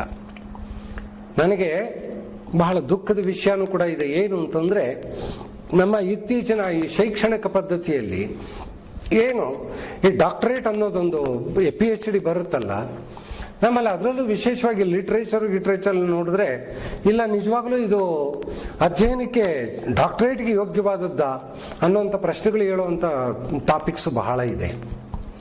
ಆದರೆ ನನಗೆ ಎಲ್ಲಿವರೆಗೂ ಅಂತಂದ್ರೆ, ಒಬ್ಬ ಮನುಷ್ಯ ತಾನೇನೋ ಅಧ್ಯಯನವನ್ನು ಮಾಡಿದ್ರೆ ಯಾವುದೋ ಒಂದು ಬ್ರಾಂಚಲ್ಲಿ MA ಅಥವಾ MSc ಮಾಡ್ಕೊಂಡ ಅಂತಂದ್ರೆ ಅವನದ್ರೊಳಗೆ ಮಾಸ್ಟರ್ ಆಗಿದ್ದಾನೆ ಅಂತ. ಅವನನ್ನು ಏನನ್ನು ಕೇಳಿದ್ರು ಕೂಡ ಉತ್ತರ ಕೊಡುವಷ್ಟು ಸಾಮರ್ಥ್ಯ ಶಕ್ತಿ ಅವನಿಗಿದೆ ಅಂತ. ಆ ಸ್ಥಿತಿಗೆ ನಾವು ತಲುಪಬೇಕು. ಇಲ್ಲ ಅವನಿಗೇನೋ ಡಾಕ್ಟರೇಟ್ ಬಂದಿದೆ ಅಂದ್ರೆ, ಏನು ಡಾಕ್ಟರೇಟ್ ಅಂದ್ರೆ ಅರ್ಥ ಏನು ಇವನಿಗಿಂತ ಸ್ವಲ್ಪ ದೊಡ್ಡ ಸ್ಕಾಲರ ಅಂತಂದ್ರೆ, ಡಾಕ್ಟರೇಟ್ ಅನ್ನೋ ಪದಕ್ಕೆ ಅರ್ಥ ಏನು ಅಂತಂದ್ರೆ, ಯಾರಿಗೆ ಆ ವಿಷಯದಲ್ಲಿರುವಂತಹ ಕೆಲವು ಲೋಪದೋಷಗಳನ್ನ ಚಿಕಿತ್ಸಕ ಬುದ್ಧಿಯಿಂದ ಸರಿಪಡಿಸಬಲ್ಲನೋ ಅವನು ಡಾಕ್ಟರೇಟು. ಇಲ್ಲಿ ಡಾಕ್ಟರೇಟ್ ಅನ್ನೋದನ್ನು ಯಾಕೆ ಕೊಡ್ತಾರೆ ಅಂತಂದ್ರೆ, ಅಲ್ಲಿ ಚಿಕಿತ್ಸಕ ಬುದ್ಧಿ ಬೇಕು. ನಮಗೆ ನಾವು ಅಧ್ಯಯನ ಮಾಡಿರುವಂಥ ಯಾವುದೇ ಬ್ರಾಂಚಸ್ ಅಲ್ಲಿ ಏನಾದರೂ ಒಂದು ಹೊಸ ವಿಷಯವನ್ನು ಕಂಡುಹಿಡಿತೀವಿ, ಒಂದನ್ನು ತ್ಯಾಪೆ ಹಾಕಿ ಮತ್ತೊಂದನ್ನು ಸೃಷ್ಟಿ ಮಾಡೋದಕ್ಕೆ ಸಾಧ್ಯವಿದೆ, ಆ ಚಿಕಿತ್ಸಕ ಬುದ್ಧಿ ನಮ್ಮಲ್ಲಿ ಬಂದಿದೆ ಅಂತಂದ್ರೆ ಅವಾಗ ಮಾತ್ರ ನಾವು ಡಾಕ್ಟರೇಟ್ ಅನ್ನೋದನ್ನ ನಾವು ಒಪ್ಕೊಳ್ಳೋದಕ್ಕೆ ಸಾಧ್ಯವಾಗುತ್ತೆ. ಇದಕ್ಕೆ ಏನ್ ಮಾಡಬೇಕು ಅಂತಂದ್ರೆ, ಇರುವ ಒಂದೇ ಒಂದು ಏಕೈಕ ಸಾಧನೆ ಯಾವುದು ಅಂತಂದ್ರೆ, ಏನಿಲ್ಲ, ಭಗವದ್ಗೀತೆಯ ಒಂದು ಮಾತನ್ನು ಹೇಳೋದಕ್ಕೆ ಇಷ್ಟಪಡ್ತೀನಿ. ಒಂದೇ ಒಂದು ಮಾತು ಹೇಳ್ತಾನೆ, ನಹಿ ಜ್ಞಾನೇನ ಸದೃಶಂ, ಜ್ಞಾನಕ್ಕೆ ಸಮಾನವಾದದ್ದು ಬೇರೆ ಯಾವುದೂ ಇಲ್ಲ. ಹೌದಾ, ಹಾಗಾದ್ರೆ ನಾನು ಇವತ್ತೇ ಲೈಬ್ರರಿಲಿರೋ ಎಲ್ಲ ಪುಸ್ತಕಗಳು ತಂದು ಓದ್ಬಿಡ್ತೀನಿ ಅಂತಂದ್ರೆ ಹೇಳ್ತಾನೆ, ನಹಿ ಜ್ಞಾನೇನ ಸದೃಶಂ ಪವಿತ್ರಮಿಹ ವಿದ್ಯತೆ. ಇದು ನಮ್ಮನ್ನ ಪವಿತ್ರಗೊಳಿಸುವಂತಹದ್ದು. ಯಾವುದರ ಮುಖಾಂತರ ಅಂದ್ರೆ, ಜ್ಞಾನಾಗ್ನಿ ದಗ್ಧ ಕರ್ಮಾಣಂ ತಮಾಹುಹು ಪಂಡಿತಂ ಬುಧಾಹ. ಜ್ಞಾನ ಎನ್ನುವ ಅಗ್ನಿಯ ಮುಖಾಂತರ ನಮ್ಮ ಕೊಳೆಯನ್ನೆಲ್ಲವನ್ನೂ ಕೂಡ ತಳೆದು ಪವಿತ್ರಗೊಳಿಸುತ್ತೆ. ಸರಿ, ಎಲ್ಲಿ ಸಿಕ್ಕತ್ತಪ್ಪ ಈ ಜ್ಞಾನ, ಓದ್ಬಿಡೋಣ ಎಲ್ಲ ಪುಸ್ತಕ ತಂದು ಅಂತಂದ್ರೆ ತಕ್ಷಣವೇ ಮುಂದಿನ ಸಾಲಿನಲ್ಲಿ ಭಗವಂತ ಹೇಳ್ತಾನೆ, ತತ್ ಸ್ವಯಂ ಯೋಗ ಸಂಸಿದ್ಧ. ಅದು ಯೋಗದಲ್ಲಿ ತನಗೆ ತಾನೇ ಲಭ್ಯವಾಗುತ್ತೆ ಹೊರತು ಅಧ್ಯಯನದಿಂದ ಬರುವುದು ಸಾಧ್ಯವಿಲ್ಲ. ಅದಕ್ಕೆ ನಮ್ಗೆ ಏನ್ ಮಾಡಬೇಕು ಅಂತಂದ್ರೆ, ಒಂದು ವಸ್ತುವನ್ನ ನೋಡಿದಾಗ ಅದರ ಸತ್ಯವನ್ನ ಸತ್ವವನ್ನ ಅರ್ಥ ಮಾಡಿಕೊಳ್ಬೇಕು ಅಂತಂದ್ರೆ ನಮಗೆ ಒಂದು ಸಾಧನೆ ಎನ್ನುವುದು ಬೇಕು. ಅದಿಲ್ಲ ಅಂತಂದ್ರೆ ನಮ್ಮದು ಬರೀ ಅರಣ್ಯ ರೋಧನದ ಮಾತುಗಳಾಗೋಗ್ಬಿಡುತ್ತವೆ. ನಾನು ಒಮ್ಮೆ ನಮ್ಮ ಉತ್ತರ ಕರ್ನಾಟಕದ ಪ್ರಾಂತ್ಯದಲ್ಲಿ ಚಿಕ್ಕೇನಕೊಪ್ಪದ ಶರಣರು ಅಂತ ಒಬ್ರು ಇದ್ರು. ಅವರಿಗೆ ಮೌನ ತಪಸ್ವಿ ಅಂತ ಹೆಸರು. ಆ ಮೌನ ತಪಸ್ವಿ ಅಂತ ಯಾಕೆ ಅಂತಂದ್ರೆ, ಅವರು 6 ತಿಂಗಳಿಗೆ ಒಂದು ದಿವಸ ಯಾವತ್ತಾರ ಒಂದು ವಾಕ್ಯ ಮಾತಾಡಿರ್ಬೋದು ಅಷ್ಟೆ, ಮಾತೇ ಆಡ್ತಿರ್ಲಿಲ್ಲ. ಅದರಿಂದ ಮೌನದಿಂದಾನೇ ಸಾಧಿಸ್ಬೇಕು. ಒಂದ್ಸರ್ತಿ ಅವ್ರದೊಂದು ಆರಾಧನೆಗೆ ಸಭೆಯಲ್ಲಿ ನನ್ನ ಅಧ್ಯಕ್ಷನಾಗಿ ಕರೆದು ಬಿಟ್ರು. ಸರಿ, ಎಲ್ಲರೂ ಮಾತಾಡಿದ್ದಾಯ್ತು ಚಿಕ್ಕೇನಕೊಪ್ಪ ಶರಣರು ಮೌನ ತಪಸ್ವಿಗಳ ಬಗ್ಗೆ. ನಾನು ಎದ್ದು ನಿಂತ್ಕೊಂಡೆ. ಯಾಕೋ ಮನಸ್ಸು ಬಹಳ ನೋವಾಗ್ತಾ ಇತ್ತು ನನಗೆ. ಮಾತಾಡ್ತಾ ಇರೋದನ್ನೆಲ್ಲ ಕೇಳಿ ನಾನು ಮಾತಾಡ್ತೀನಲ್ಲ ಅಂತ ನೆನಪಾಗಿ ಮನಸ್ಸು ಬಹಳ ನೋವಾಯಿತು. ನಾನು ಒಂದೇ ಒಂದು ಮಾತು ಹೇಳಿದೆ, ಮಾತು ಬೆಳ್ಳಿ ಮೌನ ಬಂಗಾರ ಅನ್ನೋದೊಂದು ಗಾದೆ ಇದೆ. ಆದರೆ ವಾಸ್ತವವಾಗಿ ಇವತ್ತು ನಾವೇನ್ ಮಾಡ್ತಾ ಇದ್ದೀವಿ ಅಂದ್ರೆ, ಮೌನ ತಪಸ್ವಿಗಳ ಬಗ್ಗೆ ಬರೀ ಮಾತುಗಳನ್ನು ಆಡ್ತಾ ಇದ್ದೀವಿ ನಾವು. ಆದ್ರೆ ಈ ಮಾತುಗಳು ಸಾರ್ಥಕ ಆಗೋದು ಯಾವಾಗ ಅಂತಂದ್ರೆ, ಮಾತು ಬೆಳ್ಳಿ ಇರಬಹುದು, ಮೌನ ಬಂಗಾರವೂ ಇರಬಹುದು, ಆದರೆ ಸಾಧನೆಯಿಂದ ಬರುವ ಮಾತು ವಜ್ರಕ್ಕೆ ಸಮಾನ ಅಂತ. ಅದಕ್ಕೆ ನಮಗೇನು ಅಂತಂದ್ರೆ, ಯಾವ ಜ್ಞಾನ ಶಾಖೆಯನ್ನು ನಾವು ಅಧ್ಯಯನ ಮಾಡಿದ್ರು ಕೂಡ ಅದಕ್ಕೆ ಅತೀತವಾಗಿ ನಮಗೇನಾದ್ರು ಜ್ಞಾನ ಬರಬೇಕು ಅಂತ ಅನ್ನೋದಾದ್ರೆ ನಮಗೆ ಒಂದು ಸಾಧನೆ ಎನ್ನುವುದಿರಬೇಕು. ಅದು ಯಾವುದರಿಂದ ಸಾಧ್ಯವಾಗುತ್ತಪ್ಪ ಅಂತಂದ್ರೆ ನಮ್ಮ ಈ ಎಲ್ಲ ದೇವಾಲಯಗಳು ಅದರ ಅಂತಸತ್ವಗಳು ಕೂಡ ನಮಗೇನು ತಿಳಿಸ್ಕೊಡ್ತಾ ಇದೆಯಲ್ಲ, ಸಾಂಕೇತಿಕವಾಗಿ ಆ ಪ್ರಾಣನನ್ನ ನಮ್ಮ ಶರೀರದೊಳಗಡೆ ಪರಿಪುಷ್ಟಿ ಮಾಡಿಕೊಳ್ಳೋದ್ರಿಂದ ಅದರ ಮುಖಾಂತರ ಜ್ಞಾನದ ವಿಕಾಸವನ್ನು ಪಡೆಯುವುದರ ಮುಖಾಂತರ ನಾವು ಎಲ್ಲವನ್ನು ಅರ್ಥ ಮಾಡಿಕೊಳ್ಳೋದಕ್ಕೆ ಸಾಧ್ಯವಾಗುತ್ತೆ ಅನ್ನೋದನ್ನ ನಾವು ನೆನ್ಪಿಟ್ಕೊಂಡ್ವಿ ಅಂತಂದ್ರೆ, ನಾವು ಆ 2 ವರ್ಷದ ಮಗು ಏನೋ ದೇವಸ್ಥಾನದೊಳಗೆ ಹೋಗಿ 80 ವರ್ಷದ ಮುದುಕನಾದ್ರೂ ಕೂಡ ಅದೇ ಪ್ರದಕ್ಷಿಣೆ ಹಾಕೊಂಡು ಬರುವಂತ ಸ್ಥಿತಿ ನಮ್ಮಲ್ಲಿ ಇರೋದಕ್ಕೆ ಸಾಧ್ಯವಿಲ್ಲ. ನಮಗೆ ವಸ್ತುವನ್ನು ನೋಡ್ತೀವಿ, ಅದರ ತತ್ವವನ್ನು ಅರ್ಥ ಮಾಡಿಕೊಳ್ಳುವುದಕ್ಕೆ ಸಾಧ್ಯವಾಗೋದಿಲ್ಲ. ಆಗ ನಾವು ಯಾವ ವಸ್ತುವನ್ನು ಕೂಡ ಅರ್ಥ ಮಾಡಿಕೊಳ್ಳುವುದಕ್ಕೆ ಸಾಧ್ಯವಾಗದಂಥ ಸ್ಥಿತಿಗೆ ಬರ್ತೀವಿ. ಅಜ್ಞಾನದಲ್ಲಿ ನಾವು ಉಳಿದು ಮುಳುಗಿ ಹೋಗ್ಬಿಡ್ತೀವಿ. ಅದರಿಂದ ನಮಗೆ ಬಹಳ ಮುಖ್ಯವಾಗಿ ಬೇಕಾದಂಥ ಒಂದು ವಿಷಯ ಏನು ಅಂತಂದ್ರೆ, ನಮ್ಮ ಕಣ್ಣೆದುರಿಗೆ ಕಾಣುವಂತಹ ಪ್ರತಿಯೊಂದು ವಸ್ತುವೂ ಕೂಡ ನಮಗೆ ಗುರುವೇ. ಗುರು ಅಂದ್ರೆ ಯಾರೋ ಒಬ್ರಿಗೆ ಮಾತ್ರ ಟೈಟ್ಲ್ ಕೊಟ್ಟು ಕೊಡಿಸ್ತೀವಲ್ಲ, ಅದಲ್ಲ. ಜಗತ್ತು ಸೃಷ್ಟಿಯಾದಾಗ ಮೊಟ್ಟ ಮೊದಲನೇ ಮನುಷ್ಯ ತನ್ನ ಜೊತೆಯಲ್ಲಿರುವ ಇನ್ನೊಬ್ಬ ಮನುಷ್ಯನಿಗೆ ಯಾವುದೋ ಒಂದು ಯೋಗ್ಯವಾದ ಸಲಹೆಯನ್ನು ಕೊಟ್ಟ ಅಂತಂದ್ರೆ ಜಗತ್ತಿನ ಮೊಟ್ಟ ಮೊದಲನೇ ಗುರು ಅವನೇ. ಅವನು ಏನ್ ಬೇಕಾದ್ರೂ ಕೊಟ್ಟಿರಲಿ, ಇಲ್ಲ ಮಾಂಸನ ಕಲ್ಲಿನಿಂದ ಜಜ್ಜು ಅಂತ ಹೇಳಿಕೊಟ್ಟಿದ್ರು ಕೂಡ ಅವನು ಕೂಡ ಮೊದಲನೇ ಗುರುವಿನ ಜಗತ್ತಿನಲ್ಲಿ. ಅವತ್ತಿನಿಂದ ಇವತ್ತಿನವರೆಗೂ ಬಂದಿರುವಂತ ಕೋಟ್ಯಾನುಕೋಟಿಗಳಿಗೆ ಗುರುಗಳೆಲ್ರಿಗೂ ಕೂಡ ನನ್ನ ನಮಸ್ಕಾರ ಇದ್ದೇ ಇದೆ. ನಾನು ಅವರಲ್ಲಿ ವಿನಯವಾಗಿ ಅವ್ರನ್ನ ನಾನು ನಮಸ್ಕರಿಸ್ತೇನೆ.